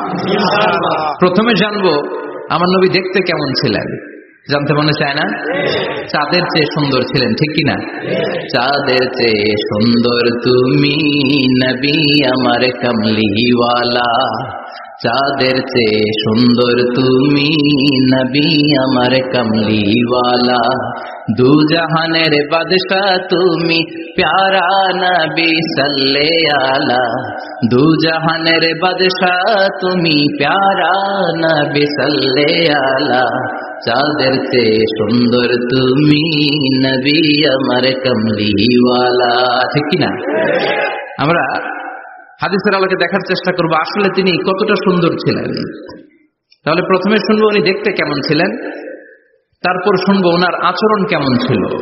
দেখতে কেমন ছিলেন মানে বাহিরটা কেমন, আর আচরণ মানে ভিতরটা কেমন, ঠিক কিনা? 3 নম্বরে আমরা শুনবো ওনার মেধা, বুদ্ধি, ইন্টেলেকচুয়াল ক্যাপাসিটি কেমন ছিল। কষ্ট হয়ে যাচ্ছে না তো? আলোচনা কঠিন মনে হচ্ছে? তাহলে প্রথমে শুনবো ফিজিক্যাল ক্যারেক্টারিস্টিক্স, তারপরে শুনবো বিহেভিয়ারিয়াল ক্যারেক্টারিস্টিক্স, এন্ড ফাইনালি আমরা শুনবো ইন্টেলেকচুয়াল ক্যারেক্টারিস্টিক্স। প্রথমে শুনবো দেখতে কেমন, তারপরে শুনবো আচরণ কেমন, এরপরে শুনবো বুদ্ধি কেমন। পড়েন ইনশাআল্লাহ। শুনতে রাজি আছেন তো? প্রথম পয়েন্টে আমরা শুনবো আমার নবী দেখতে কেমন ছিলেন। বিশ্বনবী সাল্লাল্লাহু আলাইহি ওয়াসাল্লাম দেখতে অনেক সুঠাম একজন মানুষ ছিলেন, শক্তিশালী একজন পুরুষ ছিলেন, অসাধারণ একজন পার্সোনালিটি ছিলেন, ঠিক কিনা? উনি এত শক্তিশালী ছিলেন, বিশ্বনবী বলতেন আমার ডান হাতের ভেতরে আল্লাহ জান্নাতের 40 জনের শক্তি ঢুকিয়ে দিয়েছে। উনি মক্কার সবচেয়ে বড় কুস্তিগির রুকানাকে ধরে মাটিতে 3 বার আছাড় মেরেছেন। শক্তি বেশি না কম? সুবহানাল্লাহ পড়বেন না? বিশ্বনবীর এই বুকটা ছিল উঁচু, পেটটা ছিল চাপা, 6 প্যাক। কয় প্যাক? আপনাকে কয় প্যাক? আমার কয় প্যাক? বিশ্বনবীর 6 প্যাক। তবে শেষকালে একটু গায়ে গোস্ত বেড়ে গিয়েছিল, কিন্তু ইয়াং অবস্থায় 6 প্যাক। এই মুরাদনগরে জিমনেশিয়াম নাই? আছে। ইয়াং ছেলেরা দেখবেন তারা ডায়েট করে, they are on diet in order to keep fit. Keep fit, always fit থাকবা মিয়া। যৌবনকে ধরে রাখতে হবে, ঠিক কিনা? কারণ যুবকরা যদি ভালো পথে চলে ভালো থাকবে বাংলাদেশ, যুবক যদি পথ হারায় হায় হায় করবে বাংলাদেশ, ঠিক কিনা? যুবকদের মধ্যে আছে প্রাণ ঢালা শক্তি আর উচ্ছ্বাস, তাদের গায়ের রক্ত গরম, তারা চাইলে অনেক কিছু করতে পারে। এই যে কিছুদিন আগে কোটা বিরোধী আন্দোলন হলো, নিরাপদ সড়ক চাই আন্দোলন হয়েছে না? আমি অবাক হয়েছে। আমি মালয়েশিয়াতে ছিলাম, ছোট্ট ছোট্ট ছেলে মেয়েরা কেমন করে রাস্তায় চলতে হয়, দুঃখজনক হলেও সত্যি, আমাদের পুলিশ পোশাকি বাহিনী করে দেখাইতে পারে নাই। ছোট্ট ছোট্ট শিশুরা আমাদেরকে লজ্জিত করেছে, চিৎকার করে বলেন ঠিক কিনা? কিন্তু এত সুন্দর ইনিশিয়েটিভ নেয়ার পরে আমাদের পক্ষ থেকে যে আচরণ পাওয়ার কথা ছিল এটা তারা পায় নাই। কথা বলেন। কিছুদিন আগে নোয়াখালী বিজ্ঞান ও প্রযুক্তি বিশ্ববিদ্যালয়ে আমি দেখে অবাক, সেখানকার যুবকরা ইনিশিয়েটিভ নিয়েছে যে হাজার হাজার ছেলে মেয়েরা ভর্তি পরীক্ষা দিতে আসবে, এদেরকে আমরা ফ্রিতে খাওয়াবো, ফ্রিতে থাকতে দেব। নোয়াখালী করে গালি দিয়েন না, আগে একমত করে দেখা। অসাধারণ কাজ করেছে, গোটা বিশ্ব দেখেছে, ঠিক কিনা? কুমিল্লার সন্তানরাও পারে, চট্টগ্রামের ছেলেরাও পারে, বরিশালের ছেলেরাও পারে। যুবকদেরকে শুধু এক হতে দেয়া দরকার। যুবকরা যদি এক হতে পারে তাহলে সমাজে আর কোনো অন্যায় অনাচার থাকতে পারে না। বিশ্বনবী যখন যুবক একটা সংগঠন করেছিলেন, নাম হালাফুল ফুদুল। হালাফুল ফুদুল করেছিলেন, ওনার বয়সের 15-20 বছরের সবাইকে এক প্ল্যাটফর্মে নিয়ে এসেছেন, হাতে হাত রেখে শপথ করেছেন, দে টুক অ্যান ওথ, কোনো টেন্ডারবাজি চলবে না, চাঁদাবাজি চলবে না, মাস্তানি চলবে না, ইফটিজিং চলবে না, মেয়েদের ওড়না ধরে টানাটানি চলবে না, খাদ্যে ভেজাল চলবে না, ওজনে কম চলবে না, অন্যায়গুলো সমাজ থেকে দূর করে দিতে হবে। চিৎকার করে বলেন ঠিক কিনা? এজন্য যুবকরা যদি ইসলাম মানে ভালো থাকবে বাংলাদেশ, যুবকরা যদি কোরআন মানে নিরাপদে থাকবে আমার লাল সবুজের পতাকা। এজন্য যুবকদেরকে সংঘবদ্ধ হতে হবে, যুবকদের জন্য ইসলাম প্র্যাকটিস করার সুযোগ আমাদের জন্য বাড়াইতে হবে। এজন্য যুবক ভাইয়েরা অলওয়েজ কিপ ফিট, এক্সারসাইজ করবা, খেলাধুলা করবা, জিমনেশিয়ামে যাবা, কারণ আল মুমিন আল কবি খায়রুম মিনাল মুমিন আদ দাঈফ। বিশ্বনবী বলেছেন শক্তিশালী মুমিন দুর্বল মুমিনের চাইতে আল্লাহর কাছে অনেক বেশি প্রিয়। সুবহানাল্লাহ। কারণ আমরা যারা দুর্বল, জিহাদের ময়দানে আমরা এক দৌড় দিয়া বেহুশ, ঠিক কিনা? এই যে 71 সালে পাক হানাদার বাহিনীদের সাথে যুদ্ধ করছে কি বুড়া মানুষেরা? না, আমার দামাল ছেলেরা, যুবক ভাইয়েরা। বিশ্বনবী সাল্লাল্লাহু আলাইহি ওয়াসাল্লাম অলওয়েজ ফিট থাকতেন। আমরা শুনছিলাম উনি দেখতে কেমন ছিলেন, 6 প্যাক ছিলেন। কি ছিলেন? 6 প্যাক। বুঝেন তো, এখানে 6টা প্যাক থাকে, মুরব্বীরা কয় না বুঝি না। আচ্ছা, 6টা প্যাক মানে খুবই স্ট্রং, খুবই স্ট্রং ছিলেন। সুবহানাল্লাহ পড়েন। ওয়াকানা কাফফুহু আলিয়ানু মিনাদ দিবাজ। বিষ্ণুবীর হাত, এই হাতের তালু রেশমের কাপড়ের চেয়ে বেশি সফট ছিল। Softer than silk, softer than silk, সিল্কের চাইতে বেশি সফট। সিল্কের কাপড় ছিলেন না, জর্জেটের কাপড়, ধরতে কোমল লাগে, মোলায়েম লাগে। বিষ্ণুবীর হাতের তালু এর চাইতে মোলায়েম।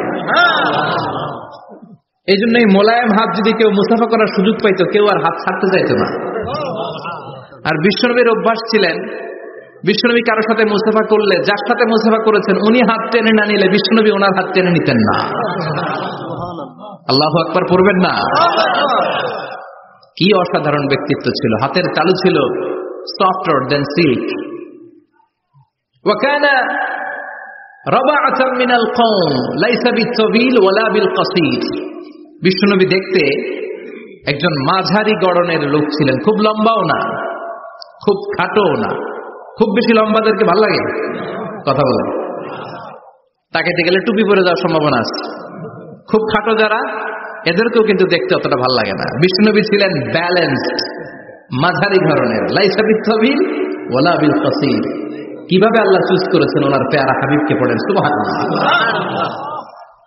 ওয়া কানা আযহারাল লাউন, ফর্সা রঙের মানুষ ছিলেন, ব্রাইট কালার। কি কালার? Bright colour. সিভি যারা লিখেন কারিকুলাম ভিটা, ওখানে স্কিন কালার লিখতে হয়। আপনি কি ফর্সা না কালো? কালো হলে ব্ল্যাক কালার, ফর্সা হলে ব্রাইট কালার। বিষ্ণুনবী ছিল ব্রাইট কালার, ফর্সা রঙের মানুষ। কতটা সুন্দর ছিলেন! অনেকে বলে সাইয়েদনা ইউসুফ আলাইহিস সালাম বেশি সুন্দর। না না, বিশ্বনবী সাইয়েদনা ইউসুফ আলাইহিস সালামের চেয়ে অনেক গুণ বেশি সুন্দর ছিলেন। বিশ্বনবী বলতেন আনা মালিহুন ওয়া আখি ইউসুফ সাবিহুন। আমি বিশ্বনবী মালিহ। আলেম যারা আছেন উত্তর দেন আরবিতে। মিলহুন মানে কি? লবণ। তার মানে মালিহ মানে লাবণ্যময়। বিশ্বনবী লাবণ্যময় সুন্দর ছিলেন, আর ইউসুফ আলাইহিস সালাম সাদা সুন্দর ছিলেন। এদিকে লাবণ্যময়, এদিকে সাদা, কোনটা ভালো লাগবে? কথা কোন?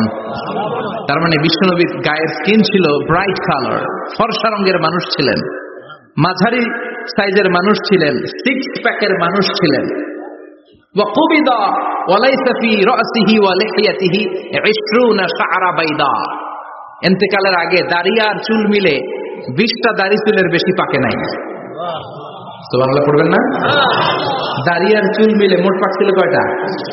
অনেকে বলে হুজুর স্বপ্নের ব্যাখ্যা দেন, কি স্বপ্ন দেখেছেন? তিনি বললেন, আমি স্বপ্নে দেখেছি একজন লোক আল্লাহ রাসূলের কবর থেকে উঠে এসেছে। তাই নাকি? উনি জানতে চাচ্ছে যে এটা আল্লাহ রাসূল কিনা। আমি বললাম, চেহারা কেমন দেখেছেন? বলে, হুজুর আমি দেখলাম ধবধবে সাদা দাড়ি, ধবধবে সাদা চুল। তার মানে উনি কি আল্লাহ রাসূলকে দেখেছে? না, আল্লাহ রাসূলের ধবধবে সাদা চুল ছিল না, ধবধবে সাদা দাড়ি ছিল না। ইন্তেকালের আগে দাড়ি আর চুল মিলে পাকছিল কয়টা? কোম্পানিগঞ্জের ভাইয়েরা মনে থাকবে? দাড়ি আর চুল মিলে পেকেছিল কয়টা?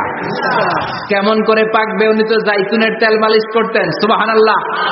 এজন্য আল্লাহ কসম করে বললেন, ওয়াত্তিনি ওয়াজ-জাইতুনি ওয়া তুরি সিনিন ওয়া হাদাল বালাদিল আমিন। তিন ফলের কসম, জাইতুনের কসম, এই তিন জাইতুন যারা খাবে তাদের দাড়ি চুল সহজে পাকবে না। জাইতুন ছিলেন অলিভ অয়েল, জলপাই আছে না, আরব দেশের জলপাইকে বলে জাইতুন। তাম্বুতু বিদ্দিহিনি ওয়া সিবগিল লিল আকিলিন। এটার অনেক কাজ, এটা খাওয়া যায়, মালিশ করা যায়, আবার এই জাইতুনের ডাল ভেঙে মেসওয়াকও করা যায়। বলেন ঠিক কিনা? বিষ্ণু বলতেন, নি'মা সিওয়াকিয়া জাইতুন, জাইতুনের ডালের মেসওয়াক কতই না চমৎকার মেসওয়াক। ফাইন্নাহা সিওয়াকি ওয়া সিওয়াকুল আমবিয়া মিন ক্বাবলি। কেননা জাইতুনের ডাল আমার মেসওয়াক, আর আমার আগে যত নবী দুনিয়া এসেছে সব নবীরা জাইতুনের ডাল দিয়ে মেসওয়াক করেছে। এই জাইতুনের তেল আপনার বাজারে পাবেন, অলিভ অয়েল বলে, জিজ্ঞেস করলে দিয়ে দিবে। কি অয়েল? এটা দাড়িতে মাখলে দাড়ি পাকে না, দেরিতে পাকে। চামড়ায় লাগালে, ম্যাসেজ করলে চামড়ার ভাঁজগুলো পড়বে না, আপনার স্কিন সুন্দর থাকবে। বিশ্বনবী এটা মাখতেন, এজন্য দাড়ি আর চুল তেমন একটা পাকে নাই। আওয়াজ করে পড়তে হবে আল্লাহু আকবার। তুলুশ শাআর ইলা শাহমাতাইল উযুন। এবার শুনি বিশ্বনবীর চুল কেমন ছিল। বিশ্বনবীর চুল মাঝে মাঝে এই কানের লতি বরাবর আসতো। ইলা শাহমাতাইল উযুন মানে বড় চুল রাখতেন। হেয়ার কাটটা ছিল লং হেয়ার কাট, মাঝে মাঝে কানের লতির মাঝামাঝি, আর কখনো কখনো কাঁধ বরাবর। ইলাল মানকিবাইনি, তিন সিস্টেমে রাখতেন, কানের মাঝ, কানের লতি, কাঁধ বরাবর। ইয়াংরা মহা খুশি যে বড় চুল রাখার দলিল পাইছি। সুন্নতের নিয়তে রাখতে হবে, একটা ভদ্র কাটিং হইতে হবে। আর ইউনিভার্সিটি আর স্কুলের স্টুডেন্ট হলে ইউনিভার্সিটির ড্রেস কোড, হেয়ার কাট মেনে চলতে হবে, ঠিক কিনা? আর সুন্নাতের নিয়তে যদি রাখতে চাও, একটা ভদ্রতা থাকতে হবে, একটা সৌন্দর্য থাকতে হবে। ইদানিং অনেক ছেলেরা খুব অদ্ভুত কাটিং দেয়, এই হেয়ার কাট গুলো নিষিদ্ধ। একটা হেয়ার কাট আছে কাজা, নাহা রাসূলুল্লাহ আনিল কাজা। বিশ্বনবী কাজা কাটিং দিতে নিষেধ করেছেন। কাজা মানে চুলের কিছু অংশ ট্রিম করে চামড়ার সাথে লাগানো, কিছু অংশ বড় বড়, এরকম আছে না নাই? এটাতে আমি বলি ঘোড়া কাটিং। কি কাটিং? ঘোড়া কাটিং। ঘোড়ার মাথায় এরকম লম্বা চুল আছে না নাই? কেউ যদি এখানে থেকে থাকো, মাইন্ড করো না, নেক্সট ডে আর এই হেয়ার কাট নিবা না, ঠিক কিনা? রাজি আছে তো? আমার যুবকরা পছন্দ করে বেশি, আমিও পছন্দ করি ওদেরকে খুব বেশি। ওরা আমার কথা বুঝে বেশি, আমিও ওদের হৃদয়ের কথা বুঝি বেশি, এজন্য এগুলো ভালোবেসে বলি। যদি কেউ নিয়ে থাকো এই নিষিদ্ধ হেয়ার কাট, সামনে আর নিবা না, ইনশাআল্লাহ। পড়ো আর জোরে ইনশাআল্লাহ। ওয়া কানা ইফাররিকু বাইনা শা'রি। চুলের মাঝখানে বিষ্ণুনবী সিটি করতেন। আপনারা কাজী নজরুল ইসলামের ছবি দেখেছেন? দেখবেন যে উনি মাঝখানে সিটি করতেন। বিষ্ণুনবী এভাবে মাঝখানে সিটি করে সিটির মাঝখানে আতর ঢেলে দিতেন। কেন ঢেলে দিতেন? যেখানেই সেজদা দিতেন ওই জায়গায় আতরের ঘ্রাণে আমোদ হয়ে যেত। আরিদুস সদর, বুকটা ছিল প্রশস্ত। ওয়া কানা বাইনা কাতিফাইহি খাতামুন নবুওয়া, আর পিঠের মধ্যে কাযিররিল হাজালা, কবুতরের ডিমের মতো একটা মাহরুন নবুওয়া ছিল। উনি যে শেষ নবী উনি যে প্রফেট, দ্য লাস্ট মেসেঞ্জার, এটা প্রমাণ আল্লাহ সিল মেরা দিছে বাম দিকের কাঁধে, ডান দিকে না। কোন দিকে? সাহাবারা যারা এটা দেখেছেন তারা বলেছেন যে আমরা দেখেছি এর মধ্যে কিছু চুলও ছিল, একটু লালচে ছিল, একটু উঁচু ছিল। একদিন বিশ্বনবী বললেন, বান্দার কোনো হক আল্লাহ কোনোদিন ছেড়ে দেয় না। আল্লাহর হক আল্লাহ মাফ করে, বান্দার হকের মাফ নাই। যদিও আমি নবী, আমার উপর যদি কোনো হক থাকে বলো, আমি দিয়ে দেব। কোন সাহাবী দাঁড়ায় না। এক সাহাবী দাঁড়িয়ে বললেন, নবী, যুদ্ধের ময়দানে চাবুক চালানোর সময়, লাঠি চালানোর সময় এক কাফেরকে মারতে যে আপনার লাঠির বাড়ি আমার পিঠের মধ্যে পড়েছে। আপনি যেহেতু এই কিসাসটা আদায় করতে চান, আপনার পিঠে আমি লাঠির বাড়ি মেরে এটারে শোধবোধ করে দিতে চাই। সাইয়েদনা ওমর ফারুক হাতের জামা এরকম পড়তে শুরু করছে, আয় এদিকে আয়, তোরে শোধবোধ করাই। বিষ্ণুনবী বললেন, ওমর রাখো, এটা বান্দার হক, মিটাতে দাও। বিষ্ণুনবী বললেন, আসো তুমি এসে আমার পিঠে লাঠি দিয়ে চাবুক দিয়ে বাড়ি মারো। সাহাবী বলে, ও নবী, তখন দুর্ভিক্ষের সময়ের যুদ্ধ ছিল, আমাদের গায়ে জামা ছিল না।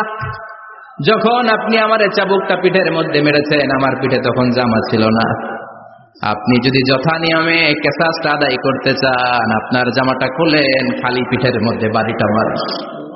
এবার আর ওমরে ফারুককে ধরে কে? এদিকে আয়, তোরে দেখাইতেছি। বিষ্ণুনবী বললেন, ওমর থামো, মারতে দাও। বিষ্ণুনবী উনার জুব্বাটা উপরের দিকে উঠালেন, পিঠের মধ্যে বাড়ি দেওয়ার জন্য ওই সাহাবীকে ডাকলেন। ওই সাহাবী বিষ্ণুনবীকে পিছন দিক থেকে জড়িয়ে ধরে ওই মোহরে নবুয়তের মধ্যে চুমু দিয়ে ফেলেছে। সাহাবী বললেন, নবী গো, এই নাটক করার জন্য আপনি আমারে মাফ করে দিয়েন। আপনি বিশ্বনবী, উদম গায়ে আপনারে দেখা যায় না, খালি গায়ে আপনারে দেখা যায় না। শুনেছি আপনার পিঠের মধ্যে মোহরে নবুয়ত আছে। অনেক দিনের সাধনা, জল্পনা কল্পনা, আপনার মোহরে নবুয়তে আমার ঠোঁটটা আমি লাগাবো। আপনার মোহরে নবুয়তের মধ্যে আমার ঠোঁটটা লাগিয়ে আমার ঠোঁটটারে আমি জাহান্নাম থেকে পরিত্রাণ করাবো। এজন্য প্ল্যান প্রোগ্রাম করে এতক্ষণ আপনার জামাটা খুলতে বলেছি। আপনার উপরে আমার কোনো হক নাই। আমার আব্বা মা, আমার সম্পদ, আমার জীবন আপনার জন্য কোরবান গো নবী। বিশ্বনবীর পিঠে বাম দিকে খাতামুন নবুওয়া ছিল, মাহরে নবুওয়া। কোন বর্ণনা এসেছে উনি এই মাহরে নবুওয়া দিয়ে পিছন দিকে দেখতেন। বিশ্বনবী যখন নামাজ পড়তেন উনি বলতেন, ইস্তাকিমু ওয়া'তাদিলু ইয়ারহামুকুমুল্লাহ, কাতার সোজা করো, ফাঁকা জায়গা বন্ধ করে দাও, কারণ আমি সামনে যেমনি দেখি পেছনেও তেমনি দেখি। অনেকে বলেন বিশ্বনবী পেছনে দেখতেন এই মাহরে নবুয়তের জায়গাটা দিয়ে। এটা ছিল বিশ্বনবীর behind CC camera, behind close circuit camera. আল্লাহু আকবার। বিশ্বনবী ছাড়া কোন নবীর পিঠে এরকম মাহরে নবুয়া ছিল নাকি? কথা বলেন। এজন্য ওই নবীরে গালি দিলে সহ্য হয়? কথা বলেন, সহ্য হয়? আবিয়াদুল ইবতাইন, বগল ছিল শুভ্র সাদা। আমাদের বগল কি সাদা? দুর্গন্ধ, কুৎসিত, কালো, তাই না? বিশ্বনবীরটা কালো? কথা কম, শুভ্র সাদা। আমরা দোয়া করি এভাবে। বিশ্বনবী মাঝে মাঝে দোয়া করতে করতে, বৃষ্টির জন্য যখন দোয়া চাইতেন, আরাফার ময়দানে যখন দোয়া চাইতেন, দোয়া করতে করতে হাতটারে উপরের দিকে করতেন। সবাই এরকম হাত তোলেন, সবাই হাত তোলেন। বিশ্বনবী মাঝে মাঝে আবেগের চোটে এইখান থেকে হাতটা এই জায়গায় নিয়ে যেতেন। সুবহানাল্লাহ। বিশ্বনবী যখন হাত আবেগের চোটে উপরের দিকে উঠাতেন, বিশ্বনবীর বগল দেখা যেত। সাহাবারা বলতেন, হাত্তা ইরা বায়াদু ইবতাইহি, এই সুযোগে আমরা দেখতাম ওনার বগলটা ধবধবে সাদা, কোনো দাগ ছিল না। মুস্তাওয়াল জাবিন, প্রশস্ত ললাট ছিল। আসাম্মুল আনফ, খাড়া নাক ছিল। বিষ্ণুবীর নাক কিন্তু বোচা ছিল না। এরকম চারটা নাকরে আপনারা কোম্পানিগঞ্জে কি বলেন? চাকমা? কি নাক? হ্যাঁ, বুসা। নাক বুসা বা বোচা। বিষ্ণুনবীর নাক এই চাকমা স্টাইলে নাক ছিল না, খাড়া ছিল, খাড়া নাক ছিল। সুবহানাল্লাহ পড়ো। মুফাল্লিজুল আসনান, দাঁতগুলো ছিল পরিপাটি। বিশ্বনবীর দাঁতের দিকে তাকালে, বিশ্বনবীর হাসির দিকে তাকালে মনে হতো হাসিতে যেন মুক্তা ঝরে। বিশ্বনবী দেখতে কেমন ছিল আন্দাজ পাচ্ছেন না মোটামুটি? এই চমৎকার দেহটা নিয়ে যখন আয়নার সামনে দাঁড়াতেন, বিশ্বনবী জোস জোস পোজ দিতেন না। এখনকার ছেলেপেলেরা বলে আয়নার সামনে দাঁড়াইয়া দেই জোস জোস পোজ, আছে না নাই? বিশ্বনবী জোস জোস পোজ দিতেন না? বিশ্বনবী আয়নার সামনে দাঁড়িয়ে বলতেন, আল্লাহুম্মা হাসসানতা খালকি ফাহসিন খুলুকি। ও আল্লাহ, আমার চেহারাটা যেমনি আপনি সুন্দর বানিয়েছেন, আমার হৃদয়টারেও সুন্দর করে দেন। What a attitude, what an attitude! কি অ্যাটিটিউড ছিল ওনার! আমরা আয়নার সামনে সেজে পড়ে দাঁড়াইলে চুলকে সাইজ করি, পাং করি, স্টাইল করে ডিজাইন করি। বিশ্বনবী সুন্দর চেহারাটা নিয়ে যখন আয়নার সামনে দাঁড়াতেন বলতেন, আল্লাহ, আমার চেহারাটা যেমনি সাদা, হৃদয়টারও সাদা করে দেন। কিছু মানুষ আছে চেহারা সাদা, হৃদয় কালো, আছে না নাই? কিছু মানুষ আছে চেহারাটা কুচকুচে কালো, অন্তরটা সাদা, এমন মানুষও আছে না নাই? বিশ্বনবীর ভেতরও সাদা, বাহিরও সাদা। সুবহানাল্লাহ। আর এই সুন্দর সাদা দেহ নিয়ে আয়নায় দাঁড়িয়ে পড়তেন, আল্লাহ, চেহারা যেমনি সুন্দর, চরিত্রটাও সুন্দর করে দেয়। এজন্য আয়নার সামনে দাঁড়িয়ে এই দোয়ার দরকার, আছে না নাই? পড়তে রাজি আছেন? মনে থাকবে না মাহফিল শেষ ভুলে যাবেন? মনে থাকবে? আয়নার সামনে আপনি যখন দাঁড়াবেন, আপনার স্ত্রী যখন দাঁড়াবে, আপনার বাচ্চারা যখন দাঁড়াবে, বলে দিবেন, বাবা, আয়নার সামনে দাঁড়ানোর দোয়া পড়ো। কত অসাধারণ দোয়া! পড়েন আওয়াজ করে আমার সাথে, আল্লাহুম্মা হাসসানতা খালকি ফাহসিন খুলুকি। আল্লাহুম্মা হাসসানতা খালকি ফাহসিন খুলুকি। এর মানে, আল্লাহ, আমার চেহারাটা করেছো সুন্দর, আমার আচরণ, আমার চরিত্রটাও সুন্দর করে দাও। চিৎকার করে পড়েন আমিন। তাহলে বিশ্বনবীর ব্যাপারে তিনটা কথা আমরা শুনবো বলেছিলাম, প্রথমটা শুনে ফেলেছি। মানে উনি দেখতে কেমন ছিল, উনি দেখতে কেমন ছিল, এর মধ্যে আমাদের আমলের কিছু নাই, শুধু বর্ণনা করা আর শোনা আর বিশ্বনবীকে ভালোবাসা, ঠিক কিনা? কারণ উনার না খাড়া, আমার তো খাড়া নাও হইতে পারে। উনি সুন্দর, আমি তো শ্যামলা হইতে পারি, কারণ এটা আল্লাহর দেয়া পরীক্ষা, ঠিক কিনা?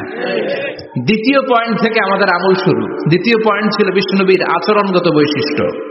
আমার নবীর বিহেভিয়ার কেমন ছিল, কন্ডাক্ট সিস্টেম কেমন ছিল, ম্যানার কেমন ছিল, মানুষের সাথে কমিউনিকেশনটা কেমন ছিল, ব্যবহারিক জীবনটা কেমন ছিল, এগুলো আমল করার দরকার, আছে না নাই? কষ্ট হচ্ছে? কষ্ট হচ্ছে? মনোযোগ আছে তো? মনোযোগ আছে না গেছে? আমরা এবার শুনবো বিশ্বনবীর আচরণ কেমন ছিল। বিশ্বনবী যখন রাস্তা দিয়ে হাঁটতেন, ইয়ামশি হাউনান, বিনয়ের সাথে হাঁটতেন। ইয়ামশি হাউনান, রহমানের বান্দারাও বিনয়ের সাথে রাস্তা দিয়ে হাঁটে, ঠিক কিনা? ওয়া ইবাদুর রাহমানিল্লাযীনা ইয়ামশুনা আলাল আরদি হাওনা ওয়া ইযা খাতাবাহুমুল জাহিলুনা ক্বালু সালামা। রহমানের বান্দারা যখন রাস্তা দিয়ে হাঁটে, বিনয়ের সাথে হাঁটে, তারা অহংকার প্রদর্শন করে না, মানুষের সাথে বিনয়ের সাথে রাস্তা দিয়ে হাঁটে। এজন্য রাস্তা দিয়ে যখন হাঁটবো, বিনয়ের সাথে হাঁটবো। রাজি আছেন তো? নাকি অহংকার প্রদর্শন করে হাঁটবেন? বিশেষ করে যুবকেরা, 3-4 জন যুবক একসাথে হলে রাস্তায় ওদের আর কারো হুঁশ জ্ঞান থাকে না, পুরো দুনিয়াটাই মনে হয় দুনিয়াটাই আমার, আছে না নাই? না, মুরব্বীকেও সম্মান করবা, মহিলাদেরকে সম্মান করবা, তোমার জায়গায় তুমি হাঁটবা, ভদ্রভাবে হাঁটবা। ভদ্রভাবে হাঁটার দরকার, আছে না নাই? উনি মুরব্বী, একদিন উনিও তোমার মতো যুবক ছিল, ঠিক কিনা? এই যে আমার কালো দাড়ি, আজীবন কালো থাকবে? কথা বলেন। উনার সাদা দাড়ি, ছোটবেলায় মনে সাদা দাড়ি নিয়ে আসছিল না? হ্যাঁ, উনিও একদিন তাগড়া যুবক ছিল। উনিও কোম্পানিগঞ্জ বাজারে দাঁড়ালে লোকজন তাকিয়ে থাকতো, ঠিক কিনা? তার মানে রং ধরা যৌবন জং ধরে শেষ।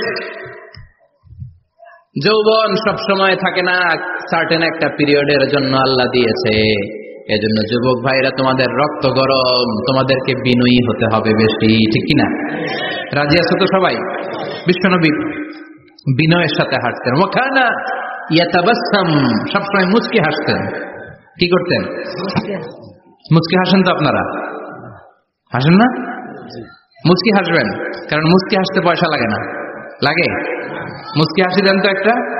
এই যে সবার এখন মুচকি হাসি, পয়সা লাগছে? কথা কর। তাবাসসুমুকা ফি ওয়াজহি আখিকা সাদাকা, you smile to your brother, it's a charity. তুমি তোমার ভাইয়ের দিকে তাকিয়ে যে মুচকি হাসবে, এতে সদকা দেওয়ার সওয়াব হয়ে যাবে। সুবহানাল্লাহ। বিশ্বনবী সব সময় মুচকি হাসতেন। হাসি 3 ধরনের, তাবাসসুম, যিহক, কাহকাহা। কাহকাহা মানে অট্ট হাসি, আলিফ লাইলার দত্তরা যেমন হাসি দেয়, ওই হাসি। এটা নামাজের মধ্যে কেউ দিলে নামাজও শেষ, ওযুও শেষ। আর দেখে হালকা আওয়াজে হাসি, সামান্য দাঁত দেখা যায়, মাঝে মাঝে বিশ্বনবী মজা করে এরকম হাসি দিতেন, কিন্তু সব সময় বিশ্বনবীর ঠোঁটের মধ্যে মুচকি হাসি লেগেই থাকতো। তাহলে আমরা বিনয়ের সাথে হাঁটবো, নাম্বার 1। নাম্বার 2, সবসময় মুচকি হাসবো। রাজি আছেন?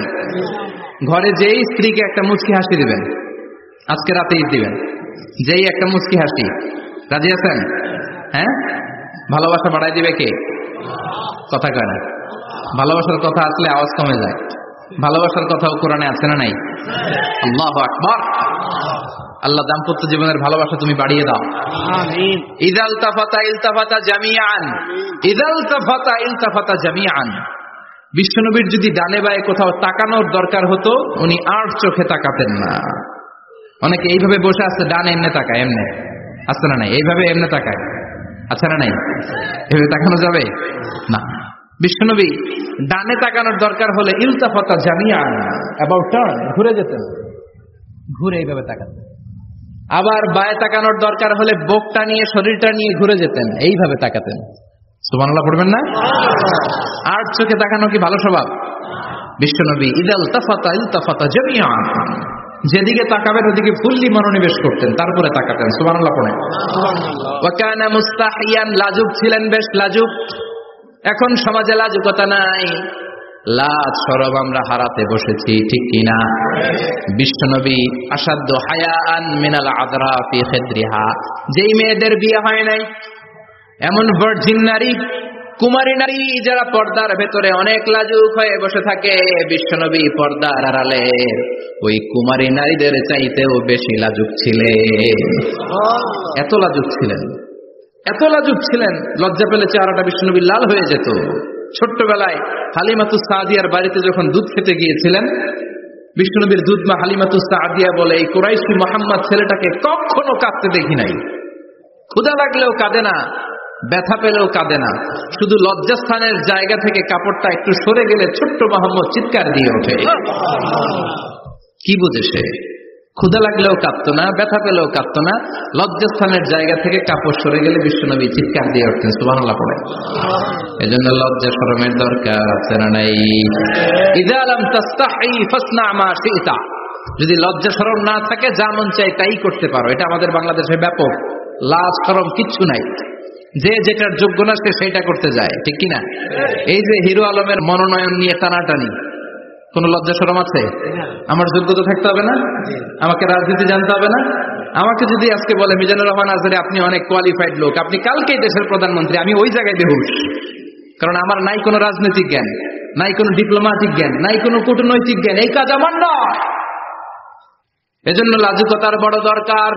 যেখানে যার বসা দরকার সে সেখানে যাবে। কিয়ামতের আগে যেই লোক যেই চেয়ারে বসার দরকার ওই লোক ওই চেয়ারে বসবে না। এটা হলো কিয়ামতের আলামত। ধরে কোন ঠিক কিনা?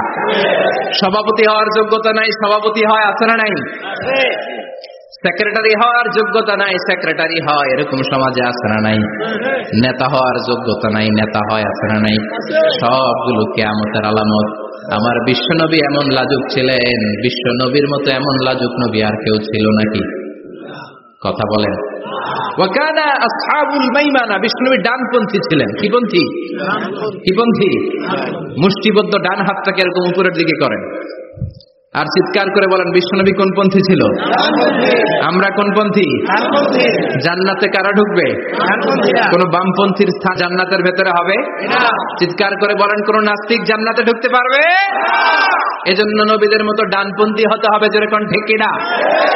বিশ্বনবী সব ভালো কাজগুলো ডান দিক দিয়ে করতে পছন্দ করতেন। জামা পরলে ডান দিক দিয়ে, খাবার বিতরণ করলে ডান দিক দিয়ে, মুস্তাফা করা শুরু করলে ডান দিক দিয়ে, ডান দিক দিয়ে ভালো কাজ বিশ্বনবী পছন্দ করতেন। সুবহানাল্লাহ পড়েন। আসহাবুল মাইমানা, বিশ্বনবী মেহমানদারি করতে পছন্দ করতেন। আমরা করি তো? মেহমানদারি করান? মেহমান ঘরে আসলে ভালো লাগে? খারাপ লাগে কার কার দেখি? সবার ভালো লাগে, কিন্তু আমরা অনেকে খুশি হই না। মেহমান আসলে নাখোশ হই, নিজে খাইতে পাই না। মেহমান আইছে কে? খাওয়ামো করতে, খাওয়ান নাই, যেন ও খাওয়ান বানাইছে। খাওয়ান পাঠায় কে? রিজিক দেয় কে? গোটা বিশ্বের সবাই মিলে আমরা একটা চাল বানাতে পারবো নাকি? ও মিয়া চাইনিজ চাউল না, চাইনিজ ডিম না, ওগুলো সবাই পারে, ঠিক কিনা? আল্লাহর বানানো ন্যাচারাল চাল, গাছের মধ্যে হওয়া যেই চাল, ধান আল্লাহ তৈরি করেছে, এরকম ধান, এরকম একটা পেয়ারা, এরকম ছোট্ট একটা কমলার টুকরা গোটা বিশ্বের সবাই মিলে বানাতে পারে নাকি? এজন্য রিজিকের মালিক কে? মেহমান আপনার রিজিকে ভাগ বসাতে আসে না, সে তো তার রিজিক নিয়ে আসে, সে আরো এসে আপনার রিজিকে বরকত ঢুকিয়ে দিয়ে যায়। চিল্লা এখন ঠিক কিনা? কারণ আমরা বরকতে বিশ্বাসী। বরকত বিশ্বাস করেন? 5 লাখ টাকা মাসে কামায়, ডাইন হাতে বা হাতে, আছে না নাই? হালাল হারাম ইচ্ছা মতো কামায়, মাস শেষে কিচ্ছু থাকে না, এরকম ডাকায় যাচ্ছে না নাই? হসপিটালের একটা বিল পরিশোধ করতে 3 লাখ চলে যায়, ঋণের বোঝায় জর্জরিত, রাতে ঘুম নাই, তার মানে বরকত নাই। আরেকজনের বেতন 20,000, কয় হাজার? বাড়ি ভাড়া 6,000, বাজার খরচ 6,000, ছেলে মেয়ের স্কুলের বেতন 6,000, বেড়ায় দান করে আরো 1,000, আরো থাকে। সুবহানাল্লাহ পড়েন। দিস ইজ কল্ড বারাকা।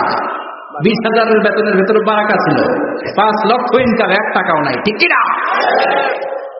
এজন্য কোটি টাকার মালিক দেখলে মনে করবেন না অনেক সুখ। এই দুনিয়ার জীবনটা ধোঁকা, মহাচ্ছন্ন হয়ে আছি আমরা, এটা ধোঁকা, এটা মরিচিকা, এটা চাকচিক্যময় একটা জায়গা। মৃত্যুর পর মনে হবে একটা দুঃস্বপ্ন ঘটেছিল আমার, বিশাল এক জগৎ পড়ে আছে সামনে। দুনিয়াটাই ধোঁকা, দুনিয়াটাই মোহের জায়গা, আমরা সবাই মোহাচ্ছন্ন হয়ে আছি। দুনিয়ার উদাহরণ হলো 3টা লাশ আর 4টা স্বর্ণের টুকরার সমান। 3 জন যুবক কাজের জন্য বেরিয়েছে, পথিমধ্যে 4টা স্বর্ণের টুকরা পেয়েছে। যুবক কয়টা? স্বর্ণ পাইছে কয়টা? মহা খুশি, খুশিতে বাকবাকুম, 4টা স্বর্ণের বড় বড় টুকরা পেয়েছে। আমরা আজীবন খেলে বসে খেয়ে যেতে পারবো, কিচ্ছু লাগবে না আমাদের।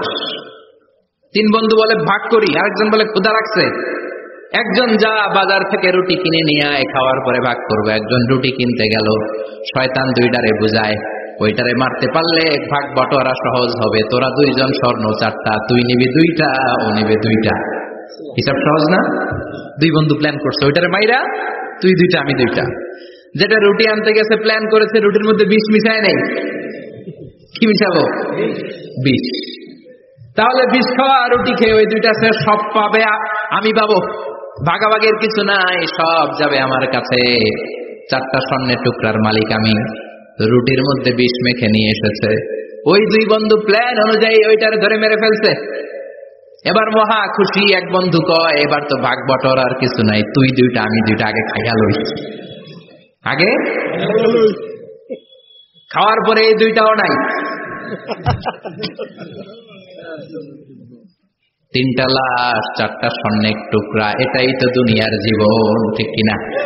আসল জীবন কবর থেকে শুরু হবে, কোন ঠিক কিনা?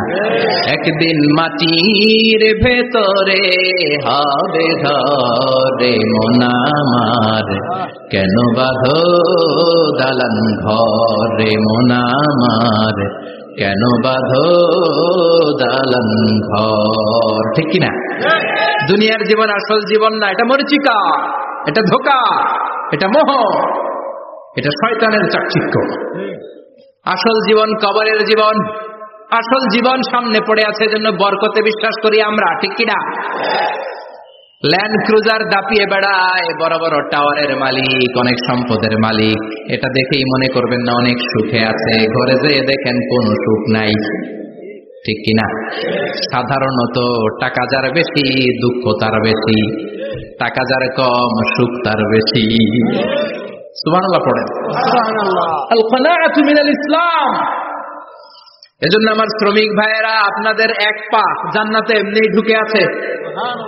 নামাজ পড়বেন, মা বাবার খেদমত করবেন, ইসলামের নিয়মগুলো মানবেন, 2য় পাটাও জান্নাতে ঢুকায় দিবে কে? আর যারা কোটি কোটি টাকার পাহাড় বানিয়েছে, ওদের হিসাবের ফিরিস্তি অনেক বড়। বিশাল বাড়ির মালিক, ল্যান্ড ক্রুজার চালায়, সাবরোলেট চালায়, পোরশে, ফারারে, ল্যাম্বরগিনি চালায়, আছে না নাই? ঘরে সুখ নাই, রাতে ঘুম নাই, টেনশন আর টেনশন, 4টা ট্যাবলেট খেয়ে আধা ঘন্টা ঘুমাতে পারে না, এরকম ধনী আছে না নাই? সব ধনীরা আবার এক পাল্লায় মাইপেন না। মাথার ঘাম পায়ে ফেলে যেই ধনী ব্যবসায়ীরা বড় লোক হয়েছে, ওদের ঘরে ঠিকই শান্তি আছে। তার মানে টাকা যার বেশি, ওষুধ তার বেশি, কিচ্ছু খেতে পারে না। দেখবেন ধনীদের খাবারের ডায়েটে থাকে ভেজিটেবলস আইটেম, ঠিক কিনা? এমনি হজম হয় না, আবার ডাক্তারের কাছে গেলে বলে কিচ্ছু খাবেন না, খালি ঘাস খাবেন। কি খাবেন? মানে ভেজিটেবল খাবেন, সবজি খাবেন তো সুস্থ থাকবেন, আছে না নাই? ঘুম নাই, শান্তি নাই। এই যে কোম্পানিগঞ্জ বাজারের যারা কুলি মজুর শ্রমিক, এদের ঘুমে ঝামেলা আছে? কথা বলেন। ধনী পয়সাওয়ালা কোটিপতি সে ঘুমের ট্যাবলেট খায়, ঘুমের জন্য যে ট্যাবলেট লাগে রিক্সাওয়ালা ওইটাই জানে না, ঠিক কিনা? 1000 কোটি টাকার মালিক হলে বাড়ি কিনা যায়, গাড়ি কিনা যায়, সুখ কিনা যায় না। কোম্পানিগঞ্জ বাজারে সুখ বিক্রি হয় এমন দোকান আছে নাকি? কথা কম, একটাও নেই। কি করলেন আপনারা? সুখের দোকান দিতে পারলেন না? কি আজীব তামাশা। টাকা দিয়ে সুখ কিনা যায় না, গাড়ি কিনা যায়, বাড়ি কিনা যায়, কিন্তু সুখ নো ওয়ে, কেনা যায় না। টাকা হলে জাজিম কিনা যায়, বালিশ কিনা যায়, ঘুম কিনা যায় না। ঘুম কিনা যায়? ফার্মেসিতে ডাক্তারের কাছে যে যদি বলেন 2000 টাকার ঘুম দেন, দিবে? ডাক্তার কি বলবে? দূর মিয়া, আমারই ঘুম আসে না, তোমারে আমি ঘুম বিক্রি করব। আচ্ছা না নাই? শ্রমিক ভাই, রিক্সাওয়ালাদের ঘুমের ঝামেলা নাই, যেখানে রায় তো এখানে, যেখানে রায় তো এখানেই কাই। ওর মাথা লাগতে দেরি বিছানায়, নাক ডাকতে দেরি হয়, ওর নাকের ডাকের আওয়াজে ট্রাকের ইঞ্জিন ওপেন, ঠিক কিনা? এজন্য আমরা বরকতে বিশ্বাসী। অল্প খাবো, অল্প পড়বো, অল্প জমাবো, অল্পের ভেতর বরকত দিয়েছে কে? এজন্য মেহমান আসলে বিশ্বনবী খুশি হতেন, আমরাও মেহমান আসলে খুশি হব। রাজি আছি না নাই? সবাই রাজি? মেহমানদারি করাবেন তো? এরপরে বিশ্বনবী ইনসাফ করতেন। কি করতেন? ইনসাফ করতেন। বিচার করার সময় বিশ্বনবী ইনসাফ করতেন। গোটা বিশ্বকে ইনসাফ শিখিয়েছেন বিশ্বনবী। আমাদের দেশেও তো ইনসাফ হয় না? হাইকোর্টে, সুপ্রিম কোর্টে, গ্রাম্য সালিশে আছে? আছে? আহকামুল হাকিমিনের দরবারে সবগুলো বিচার আবার বসবে। চিল্লায় বলেন ঠিক কিনা? মিয়া, দুনিয়াতে বিচারপতি বিচারের রায় দেয়, ওই বিচারপতিরও বিচার আছে না নাই? সবচেয়ে বড় বিচারপতির নাম কি? বিশ্বনবী ইনসাফ করে গোটা বিশ্বকে দেখিয়ে গেলেন কেমন করে বিচার করতে হয়। বিশ্বনবীর কাছে কখনো বিচার আসলে বিশ্বনবী দুই পক্ষের কথা শুনে রায় দিতেন। পড়েন সুবহানাল্লাহ। সব সময় দুই পক্ষের কথা শুনে রায়। এখন কি দুই পক্ষকে সমান প্রিভিলেজ দেয়া হয়? কথা বলেন। কারণ কোরআন দিয়ে বিচার হয় না। কোরআন দিয়ে বিচার হোক আমরা চাই কি চাই না? আমার সংসদ ভবনের ভেতরে কোরআনের আইন দিয়ে সংসদ ভবন কায়েম হোক আমরা চাই কি চাই না? সেনাবাহিনীর ভেতরে দরবার হলগুলোতে যখন আলোচনা বসে কোরআন মাঝখানে থাকবে। চিল্লায় বলেন ঠিক কিনা? দেশের সবগুলো ক্যান্টনমেন্টের ভেতরে কোরআন থাকার দরকার আছে না নাই? সবগুলো আদালতের ভেতরে কোরআন থাকার দরকার আছে না নাই? কোরআনের আইন অনুযায়ী আমার দেশের সব নিয়ম কানুন চলবে আমরা চাই কি চাই না? এই কোরআনের আইনের বিরুদ্ধে যদি কোনো আইন পাশ করা হয় আমরা ওই আইনের বিরুদ্ধে চিৎকার করে বলেন ঠিক কিনা? আমরা এই কোরআনের জন্য সব বাজি রাখতে রাজি আছি। আমরা জীবন বাজি রাখতে রাজি আছি। আমরা দেহের তাজা রক্ত বিলিয়ে দিতে রাজি আছি। ধরে বলেন ঠিক কিনা? কোরআনের জন্য কে কে ময়দানে থাকতে রাজি আছেন? হাত উঁচু করে আল্লাহর দেখা।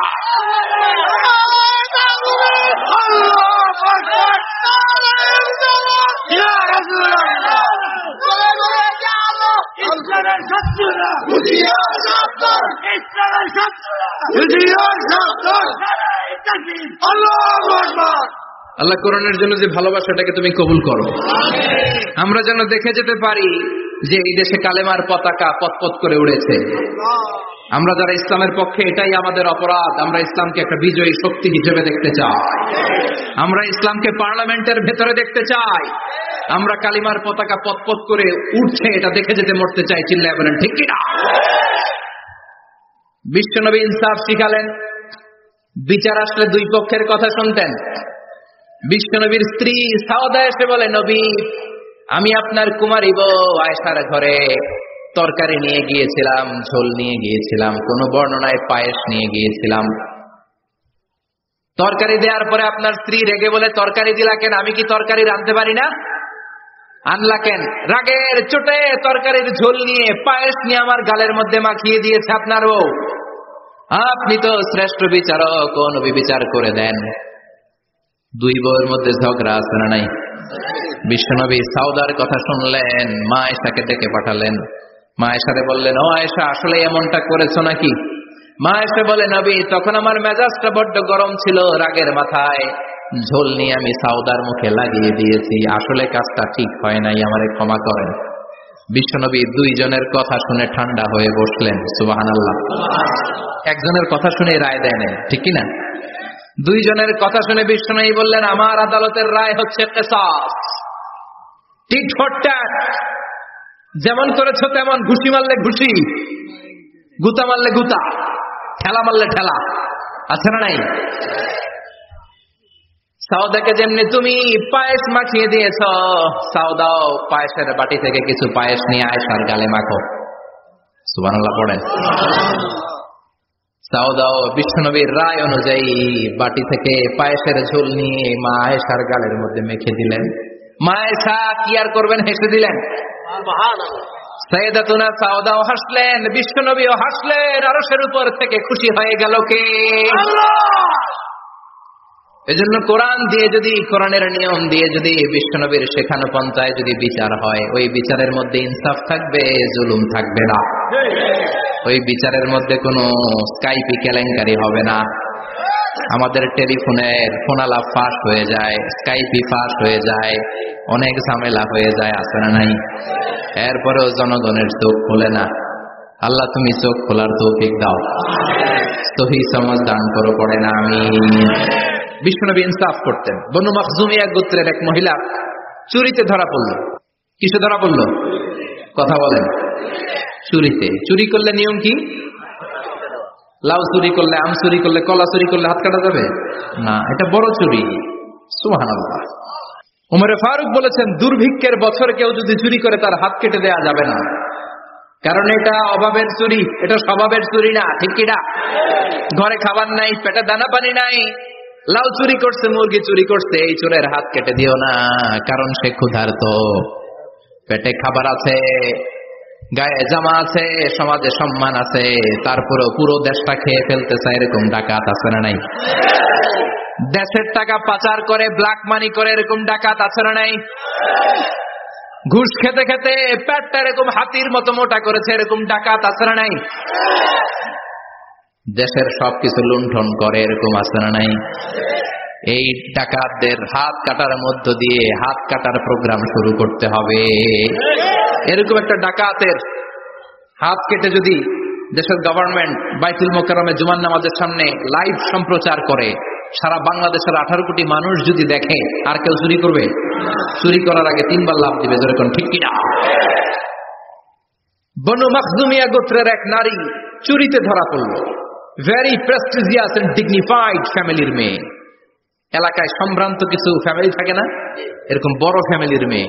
সব সাহাবারা বলল, এখন যদি নবী হাত কেটে দেয় মদিনাতে তো মারামারি হবে। ওসামা বিন যায়েদকে বলল, ওসামা,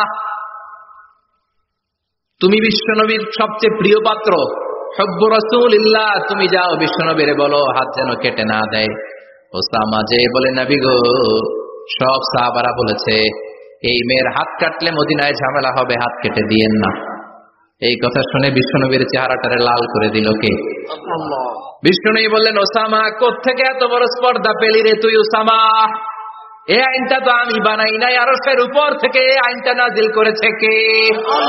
আস-সারিকু ওয়াস-সারিকাতু ফাকতাউ আইদিয়াহুমা জাযাআন বিমা কাসাবা নাকালাম মিনাল্লাহ ওয়াল্লাহু আজিজুন হাকীম। সুবহানাল্লাহ পড়েন।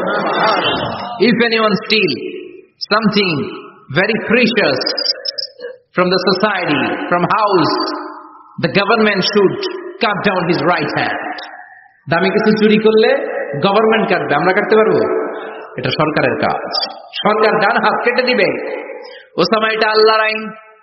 কেমন করে আল্লাহর আইনে তুমি সুপারিশ করতে আসো? কোন বানু মাখজুমিয়া গোত্রের মেয়ে? ওই মেয়ে তো দূরের কথা, আমার কলিজার টুকরা ফাতেমাও যদি চুরি করে, আমি রামদানিয়ে ফাতেমার ডান হাতটা এক কোপ দিয়ে কেটে দিতে এক মুহূর্ত দেরি করবো না রে ওসামা।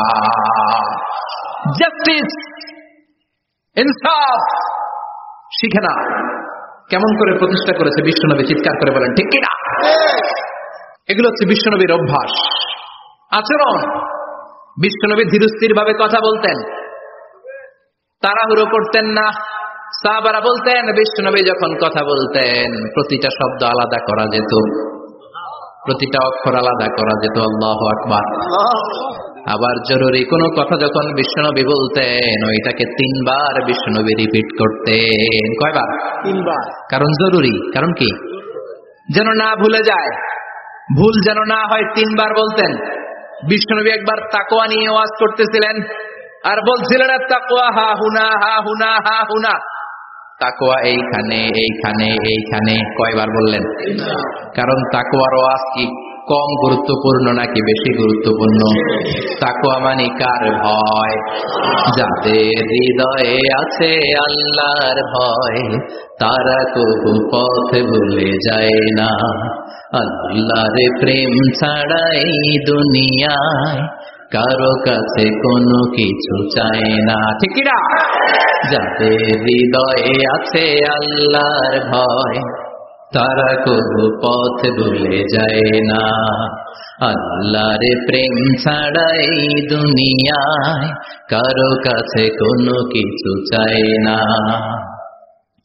রাতের আধারে যারা সেজদাতে রয় দু চোখের শ্রুতে নদী যেন বয়।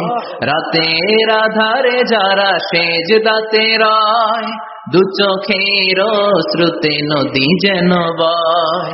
ছলনার হাতছানি যতই ডাকুক, ছলনার হাতছানি যতই ডাকুক, পেছনে ফিরেও সে তাকায় না। যাদের হৃদয়ে আছে আল্লাহর ভয় তারা কবু পথ ভুলে যায় না।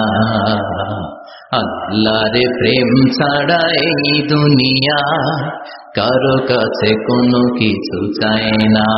চিৎকার করে বলেন ঠিক কিনা? তাকওয়ার ওয়াজ করলেন, তাকওয়া মানে আল্লাহর ভয়। বিষ্ণুই বললেন তাকওয়া হা হুনা, তাকওয়া হা হুনা, তাকওয়া হা হুনা। তাকওয়া এই জায়গায়, তাকওয়া এই জায়গায়, তাকওয়া এই জায়গায়। যেহেতু এটা গুরুত্বপূর্ণ বিষ্ণুনবী 3 বার ইঙ্গিত করে বলেছেন। সুবহানাল্লাহ। বিষ্ণুনবী বলেন না তাকওয়া হা হুনা, তাকওয়া এইটা। বলেন না তাকওয়া হা হুনা, তাকওয়া এইটা। বলেন না তাকওয়া হা হুনা, তাকওয়া এইটা। জুব্বায় তাকওয়া, দাড়িতে তাকওয়া, টুপিতে তাকওয়া বলে নাই। তাকওয়ার আসল জায়গা হলো হৃদয়। এজন্য যাদের হৃদয়ে আল্লাহর ভয় আছে তারা কোনোদিন পথ হারাতে পারে, তাদেরকে সিরাতুল মুস্তাকিমের উপর দায়েম রাখে কে? কি সুন্দর অভ্যাস ছিল বিশ্বনবীর, মানার দরকার আছে না নাই? বিশ্বনবীর আরেকটা অভ্যাস ছিল, বাসি খাবার খেতেন না। জানেন? বাসি খেতেন না, অল্প খেতেন, কিন্তু যেটা খেতেন ভালোটা খেতেন। অল্প খেতেন কিন্তু যেটা খেতেন ভালো খেতেন। মধু খেতে পছন্দ করতেন, কিন্তু মধুর মধ্যে দুর্গন্ধওয়ালা একটা মধু আছে না, মাগাফির। বুখারীতে লম্বা ঘটনা, ওইদিকে যাব না। এই মাগাফিরের মধু উনি খেতে চাইতেন না। ভালো সুগন্ধিওয়ালা মধু তিনি বিশ্বনবী খেতে পছন্দ করতেন। বিশ্বনবীর খাবারের তালিকায় সবচেয়ে পছন্দনীয় তালিকায় ছিল এই মধু। মধু খেতেন, দুধ খেতেন, খেজুর খেতেন, জব খেতেন, বার্লি খেতেন, ছাগলের বাজুর মাংস খেতে পছন্দ করতেন, সিনার মাংস। সুবহানাল্লাহ কইবেন না? What a choice! কি চয়েস ছিল বিশ্বনবীর! বাজুর মাংস খেতেন। বিশ্বনবী লাউ খেতে পছন্দ করতেন, লাউ। রুম্মান ফল খেতে পছন্দ করতেন, রুম্মান মানে ডালিম। রুম্মান মানে কি? ডালিম খেতে পছন্দ করতেন। মাশরুম খেতে পছন্দ করতেন। সুবহানাল্লাহ পড়েন। মাশরুমের স্যুপ পাওয়া যায় না রেস্টুরেন্টে? বিষ্ণু বলতেন আল কামআতু মিনাল মান্নি ওয়া মাউহা শিফাউন লিল আইন। এই কামআ মানে মাশরুম, ব্যাঙের ছাতা, এটা হলো মান্না সালোয়ার মতো দামি খাবার। আর এই মাশরুমের স্যুপ চোখের জন্য মহৌষধ। যাদের রাত কানা দিন কানা আছে, মাশরুমের চোখ খান, চোখ ভালো করে দিবে কে? এজন্য বিষ্ণুনবী যেগুলো খেত এগুলো খাওয়ার দরকার আছে না নাই? বিষ্ণুনবীর যে সুন্দর চরিত্র ছিল, আচরণ ছিল, এগুলো পালনের দরকার আছে না নাই? চলো বিষ্ণুনবীর 3টা কথা বলবো বলেছিলাম। প্রথম কথা ছিল দেখতে কেমন ছিল। অনেক কথা তো বলা যাবে না, সংক্ষেপে বললাম যে বিষ্ণুনবীর আচরণ কেমন ছিল। এখন শুনবো, শেষ কথা বলে যাই, বিষ্ণুনবীর ইন্টেলেকচুয়াল পাওয়ার কেমন ছিল, ওনার বুদ্ধিমত্তা কেমন ছিল। Our beloved prophet Muhammad, the last messenger, was a very good mediator. বিষ্ণুনবী ভালো মিডিয়েটর ছিলেন, বিষ্ণুনবী ভালো মধ্যস্থতাকারী ছিলেন। ঝগড়া লাগলে মিলাই দিতে পারতেন, চমৎকার। সুবহানাল্লাহ বাড়িতে দেয়া জিমায় পড়ছেন? কষ্ট হচ্ছে? আর কয়েক মিনিট পড়বো, একটা তাকবীর দেন, লিল্লাহি তাকবীর। He was a very good mediator, মধ্যস্থতাকারী ব্যক্তিত্ব ছিলেন। স্বামী স্ত্রীর মধ্যে ঝগড়া লাগলে মিলাই দিতেন, বন্ধু বন্ধু ঝগড়া মিলাই দিতেন, সমাজে সমাজে মারামারি মিলাই দিতেন। মক্কা থেকে মদিনায় যখন গেলেন, মদিনায় 120 বছরের একটা যুদ্ধ চলছিল, কেউ যুদ্ধটা থামাতে পারে না। বিশ্বনবী 7 দিনের ব্যবধানে যুদ্ধ থামিয়ে দিলে। Intellectual capacity, very good mediator. এজন্য বিশ্বনবীর উম্মত যারা, তাদের অভ্যাস হবে ঝগড়া লাগায় দেওয়া যাবে না, মিলাই দিতে হবে, ঠিক কিনা? আমরা যদি ঝগড়া দেখি দূর থেকে আরো লাগায় দিতে চাই, আছে না নাই? কোম্পানিগঞ্জ বাজারে ঝগড়া, লাগুক আরো লাগুক, ধরবি না, থামাবি না, দূর থেকে মজা দেখি, মজাই লাগে, এরকম ডাকাইত আছে না নাই? আগুন লাগলে পানি দিয়ে নেবায়, অনেকে তেল ঢালে, আছে না নাই? কি করবেন? মিলিয়ে দিবেন, আপনার মর্যাদা বাড়িয়ে দিবে কে? আল্লাহ। বিশ্বনবী ভেরি গুড মিডিয়েটর ছিলেন। বিশ্বনবী লজিক্যাল এবং রেশনাল ছিলেন, বুদ্ধিমত্তাকে কাজে লাগাতেন। এক সাহাবী এসে বলে, নবী ইযান লি বিল জিনা, আমারে জিনার অনুমতি দেন। কিসের অনুমতি? কার কাছে অনুমতি চাইলো? অন্যান্য সাহাবারা এই যুবক ছেলেটাকে ধমকাতে লাগলো, বসো, এই মিয়া বসো, বিশ্বনবীর কাছে কি কথা বলে এগুলা? ওই যুবক বসে রইল, বিশ্বনবী কাজ সারালেন, এরপর বললেন, আইনা শাবাব, ওই যুবকটা কোথায়, এদিকে আসো, কি চাইছো বলো। কয়, বিশ্বনবী আপনি আমারে জিনা করার অনুমতি দেন। বিশ্বনবী যুবকটারে কাছে ডেকে আনলেন, বললেন, ও যুবক, তোমার ঘরে বোন আছে কিনা? কয় আছে। তোমার বোনের সাথে কোন পুরুষ জিনা করুক, তোমার কেমন লাগবে? সে বলে, আমি এই পুরুষটারে হত্যা করব। হত্যা করবা? ওকে, ডান। তোমার ঘরে মা আছে কিনা? আছে। তোমার মায়ের সাথে পর পুরুষ জিনা করবে, কেমন লাগবে? আমি সাইজ করবো। ওরে, তোমার ঘরে স্ত্রী আছে কিনা? আছে।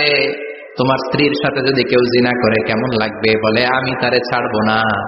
বিষ্ণু বললেন, তাহলে যেই মহিলার সাথে তুমি জিনা করবা, সেও তো কারো বোন, সেও তো কারো স্ত্রী, সেও তো কারো মা, ঠিক কিনা? সুবহানাল্লাহ, হোয়াট এন ইন্টেলেকচুয়াল ক্যাপাসিটি। যুবক বলে, তাই তো, এইভাবে তো ভাবি নাই। আমি যার সাথে পাপ কর্ম করব, সেও তো কারো বোন হবে, সেও তো কারো মা হবে, সেও তো কারো স্ত্রী হবে। ও নবী, আপনি আমারে মাফ করে দেন, আমার জন্য দোয়া করে দেন, যেন তাকওয়ার উপর জীবন প্রতিষ্ঠা করতে পারি। লজিক্যালি জিনিসকে সলভ করার চেষ্টা করতেন। মুআয ইবনে জাবালকে বিশ্বনবী সাল্লাল্লাহু আলাইহি ওয়াসাল্লাম ইমাম বানিয়ে পাঠালেন। উনি ইমামতি করতে গেলেন এক মসজিদে। মাগরিবের সালাতে উনি লম্বা কেরাত ধরলেন। এশার নামাজ শুরু করলেন সূরা বাকারা দিয়ে, কোরআনের সবচেয়ে ছোট সূরা। হ্যাঁ, বড়? কত বড়? বিশাল বড়।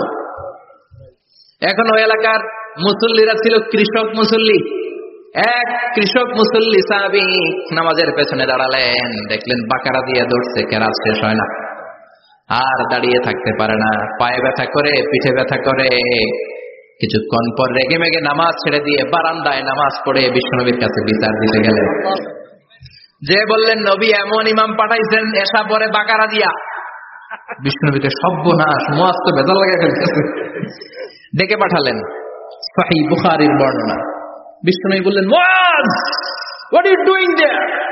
কি করছো তুমি সেখানে? আফাতানুন আনতা ইয়া মুআয? ও মুআয, তুমি কি ফিতনা বাজাও নাকি? তুমি কি ফিতনা ছড়াচ্ছ নাকি? খেটে খাওয়া মানুষ, কৃষক মানুষ, মাঝারি সাইজের কত সুন্দর সূরা আছে, ওয়াদ-দুহা ওয়াল-লাইলি ইযা সাজা, আল কারিআতু মাল কারিআ, আসনা নাই, আলহাকুমুত তাকাসুর, আসনা নাই। এগুলো দিয়ে না পড়ে বড় বড় সূরাতুল কেন্দ্রে মুআজ, আফাতানুন আনতা ইয়া মুআজ, তোমারে কি আমি অ্যাপয়েন্টমেন্ট দিছি তুমি ফিতনা বাজাবা? খবরদার মুআজ, ইয়াসসিরু ওয়ালা তুআসসিরু, ইসলামকে মানুষের কাছে সহজ করে উপস্থাপন করবা। বাশশিরু ওয়ালা তুনাফফিরু, ইসলামকে এমন ভাবে উপস্থাপন করবা না যে তোমার কথা শুনে মানুষ দিন থেকে ভেগে ভেগে যায়। তাহলে এই দায়ভার ইসলামের নয়, এই দায়ভার বর্তমানে তোমার কাঁধের উপর। চিৎকার করে বলেন ঠিক কিনা? আমাদের মধ্যে অনেকে ইসলামকে অনেক কঠিন করে ফেলে, মানুষকে আশার বাণী শোনায় না, কয় এমনি না বললে আপনার বাদ, আপনি বেদাত করছেন, আপনি শিরক করছেন, আপনার কিচ্ছু হবে না।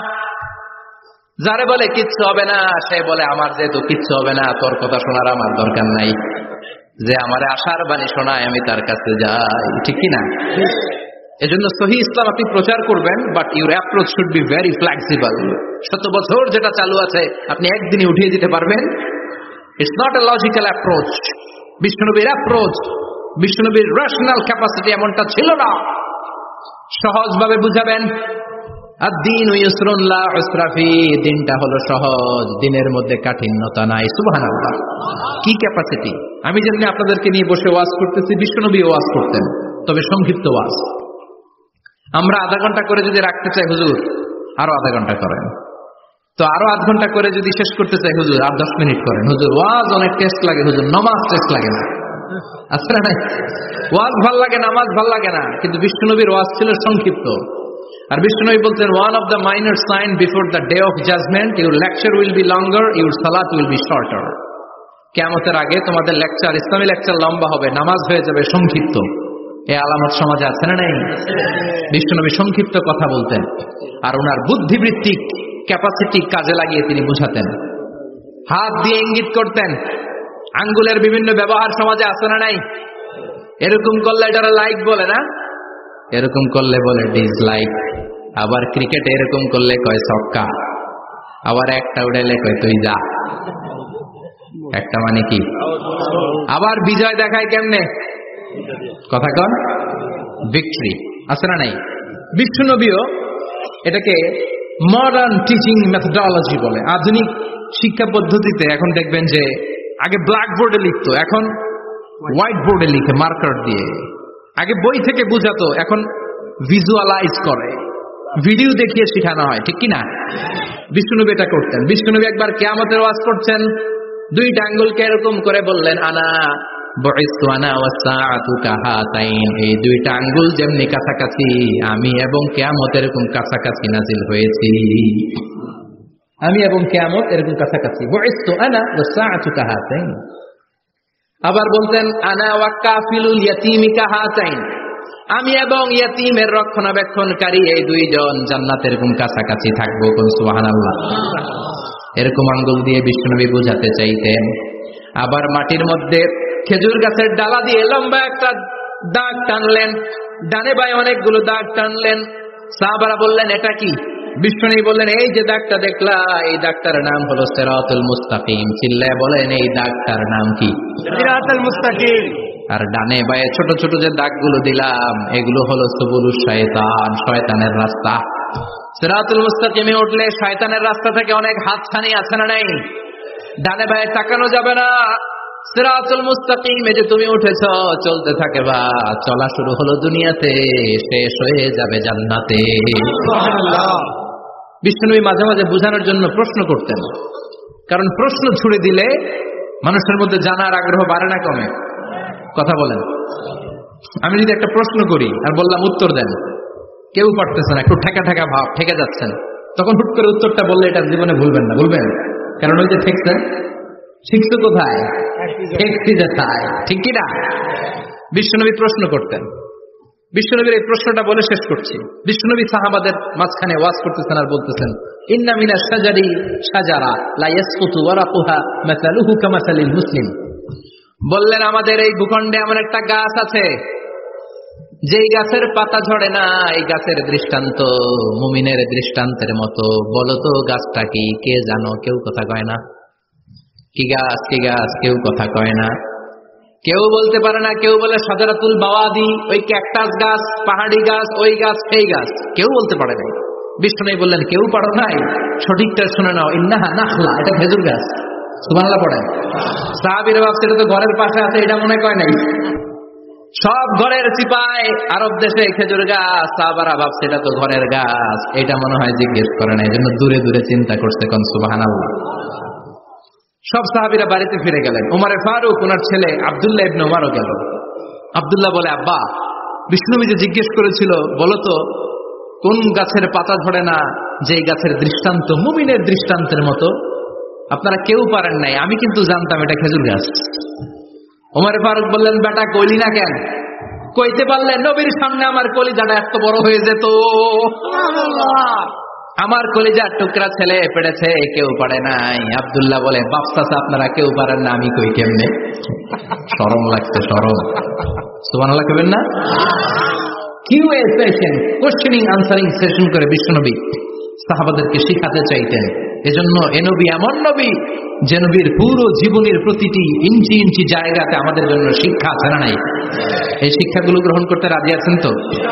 যা শুনলাম আমল করতে রাজি আছেন তো? বিশ্বনবীর জীবনী গ্রন্থ বেশি বেশি স্টাডি করতে রাজি আছেন ইনশাআল্লাহ? 2-4 জন কইছে খালি। সবাই রাজি আছেন তো ইনশাআল্লাহ? যাদের ঘরে বিশ্বনবীর কোনো জীবনী নাই, বাংলা অনেক জীবনী গ্রন্থ পাওয়া যায়। বিশ্বনবীর জীবনী হচ্ছে আমাদের জন্য মডেল, ঠিক কিনা?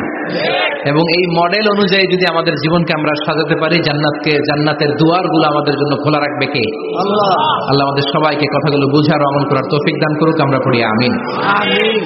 যতগুলো কথা বলেছি কোরআন সুন্নাহর আলোকে বলেছি, বানিয়ে কিছু বলি নাই। তারপরেও আমার মনের অজান্তে কোনো মিস ইনফরমেশন যদি আমার মুখ ফসকে বেরিয়ে যায়, সেগুলো যেন আল্লাহ তাআলা আপনাদের স্মৃতিপট থেকে মুছে দেয়, আমরা পড়ি আমিন।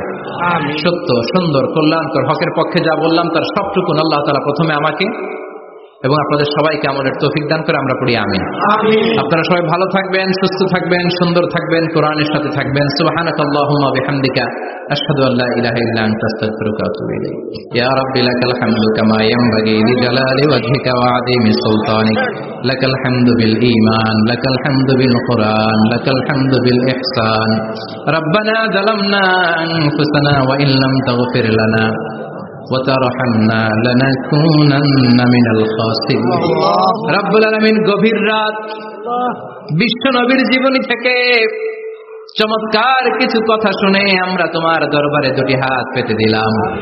আমাদের হাত দুইখানা তুমি কবুল আর মঞ্জুর করে দাও। আমরা সবাই গুনাহগার, গুনাহমদের বেশুমার, এমন কোন গুনাহ নাই আমরা করি নাই। রব্বুল আলামিন তোমার কাছে ক্ষমা চাই, আমাদের সবাইকে তুমি মাফ করে দাও। আব্বা আম্মা, দাদা দাদি, নানা নানি, চাচা চাচি, খালা খালু, মামা মামি, পাড়া প্রতিবেশী, দেশি গেছি, সবাইকে মাফ করে দাও। আমাদের যত আত্মীয় স্বজন কবরের বাসিন্দা, প্রত্যেকের কবরগুলোর জান্নাতের বাগান বানিয়ে দাও। রব্বুল আলামিন আজকের এই কোম্পানিগঞ্জের বাজারের মধ্যে আমার শ্রমিক ভাইয়েরা সারাটা দিন খাটাখাটুনি করে তোমার এই কোরআনের বাগানটারে সফল করেছে। আল্লাহ, টাকা দিয়ে, পয়সা দিয়ে, বুদ্ধি দিয়ে, পরামর্শ দিয়ে যারা আজকে এই কোরআনের বাগানকে সফল করলো, কিয়ামতের দিন কঠিন মুসিবতের কালে আজকের এই মাহফিলটারে তুমি আমাদের নাজাতের ওসিলা বানিয়ে দাও। এলাকার প্রতিটা ফ্যামিলিকে তুমি জান্নাতি ফ্যামিলি হিসেবে কবুল করে নাও। আমাদের ছেলে মেয়েগুলোর তুমি মানুষের মতো মানুষ বানাও। আমাদের সংসারের সুখ শান্তি তুমি বাড়িয়ে দাও। 5 ওয়াক্ত সালাত যেন জামাতের সাথে আদায় করতে পারি তৌফিক দাও। প্রতিদিন কোরআন যেন অধ্যয়ন করতে পারি তৌফিক দাও। বিশ্ব নবীর জীবনী গ্রন্থ পড়ে পড়ে জীবনটা যেন আলোকিত করতে পারি তৌফিক দাও। আমার দেশের উপর তুমি তোমার খাস রহমত নাজিল করো আল্লাহ। তোমার স্পেশাল রহমতের চাদর দিয়ে আমার বাংলার জমিনের 56,000 বর্গ মাইলকে তুমি ঢেকে দাও। সামনে আমাদের জাতীয় নির্বাচন, দাঙ্গা হাঙ্গামা, মারামারি, অস্থিরতা থেকে আমার দেশটারে হেফাজত করো আল্লাহ। এমন নেতা নেত্রী তুমি আমাদের জন্য নির্ধারণ করে দাও যাদের হাতে ইসলাম নিরাপদ, কোরআন নিরাপদ। কোরআনের পক্ষে কথা বলতে যে যারা জুলুমের শিকার, আল্লাহ তুমি তাদেরকে হেফাজত করো। তুমি ধৈর্য ধারণ করার তৌফিক দাও। রব্বুল আলামিন কতদিনের হায়াত নিয়ে, সময় নিয়ে ক্ষণিকের দুনিয়ার বুকে বসে আছি আমরা জানি না যতদিন বাঁচবো তোমার গোলামের মতো বাঁচার তৌফিক দাও রব্বুল আলামিন। যতদিন বাঁচবো হকের পক্ষে কথা বলার তৌফিক দাও। আর এই ক্ষণস্থায়ী দুনিয়া ছেড়ে